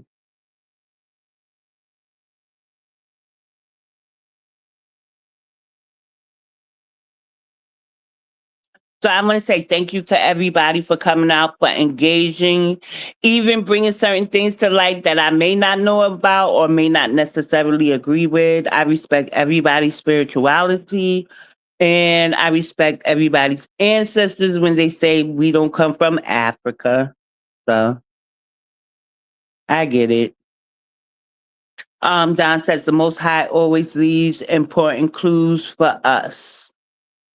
Yes, and I believe in vessels, right? So sometimes you may not know how you're going to achieve certain things. You may feel like you're at an impasse, a roadblock, at a fork in the road, whatever it may be. And then all of a sudden, here comes somebody with the answer, the way, or the tools to help you get further on your journey. So I thank y'all for the discussion and stuff. And I'm going to go ahead and see what Ali sent me. And then I'm going to get some rest before I go out. It's 11:11. That's the angel number, right? New beginnings and stuff like that, okay? Alignment, and we're on the right path. So, with that said, and I swear I'm going to click off. I just wanted to see if y'all was going to send last comments. Like, share, subscribe, check the bio for calls to actions for my other projects. My son had sci-fi there. My merch line is there too. Check it out. See if you like it. Okay. Also, monetary ways to support the platform through Cash App and PayPal. And I think that's all for now. Oh, and my other appearances can be found on my link tree, which should either be in my bio, or I'll drop it here now. Y'all can click it as I play the outro. Let's see. Thank y'all for coming.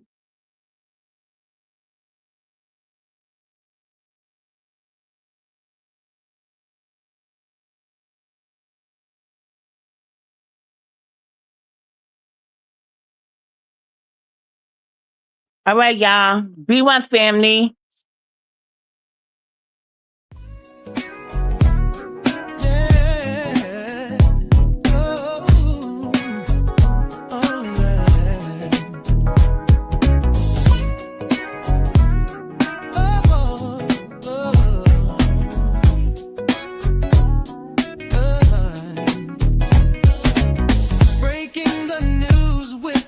So true, bringing you politics and history too.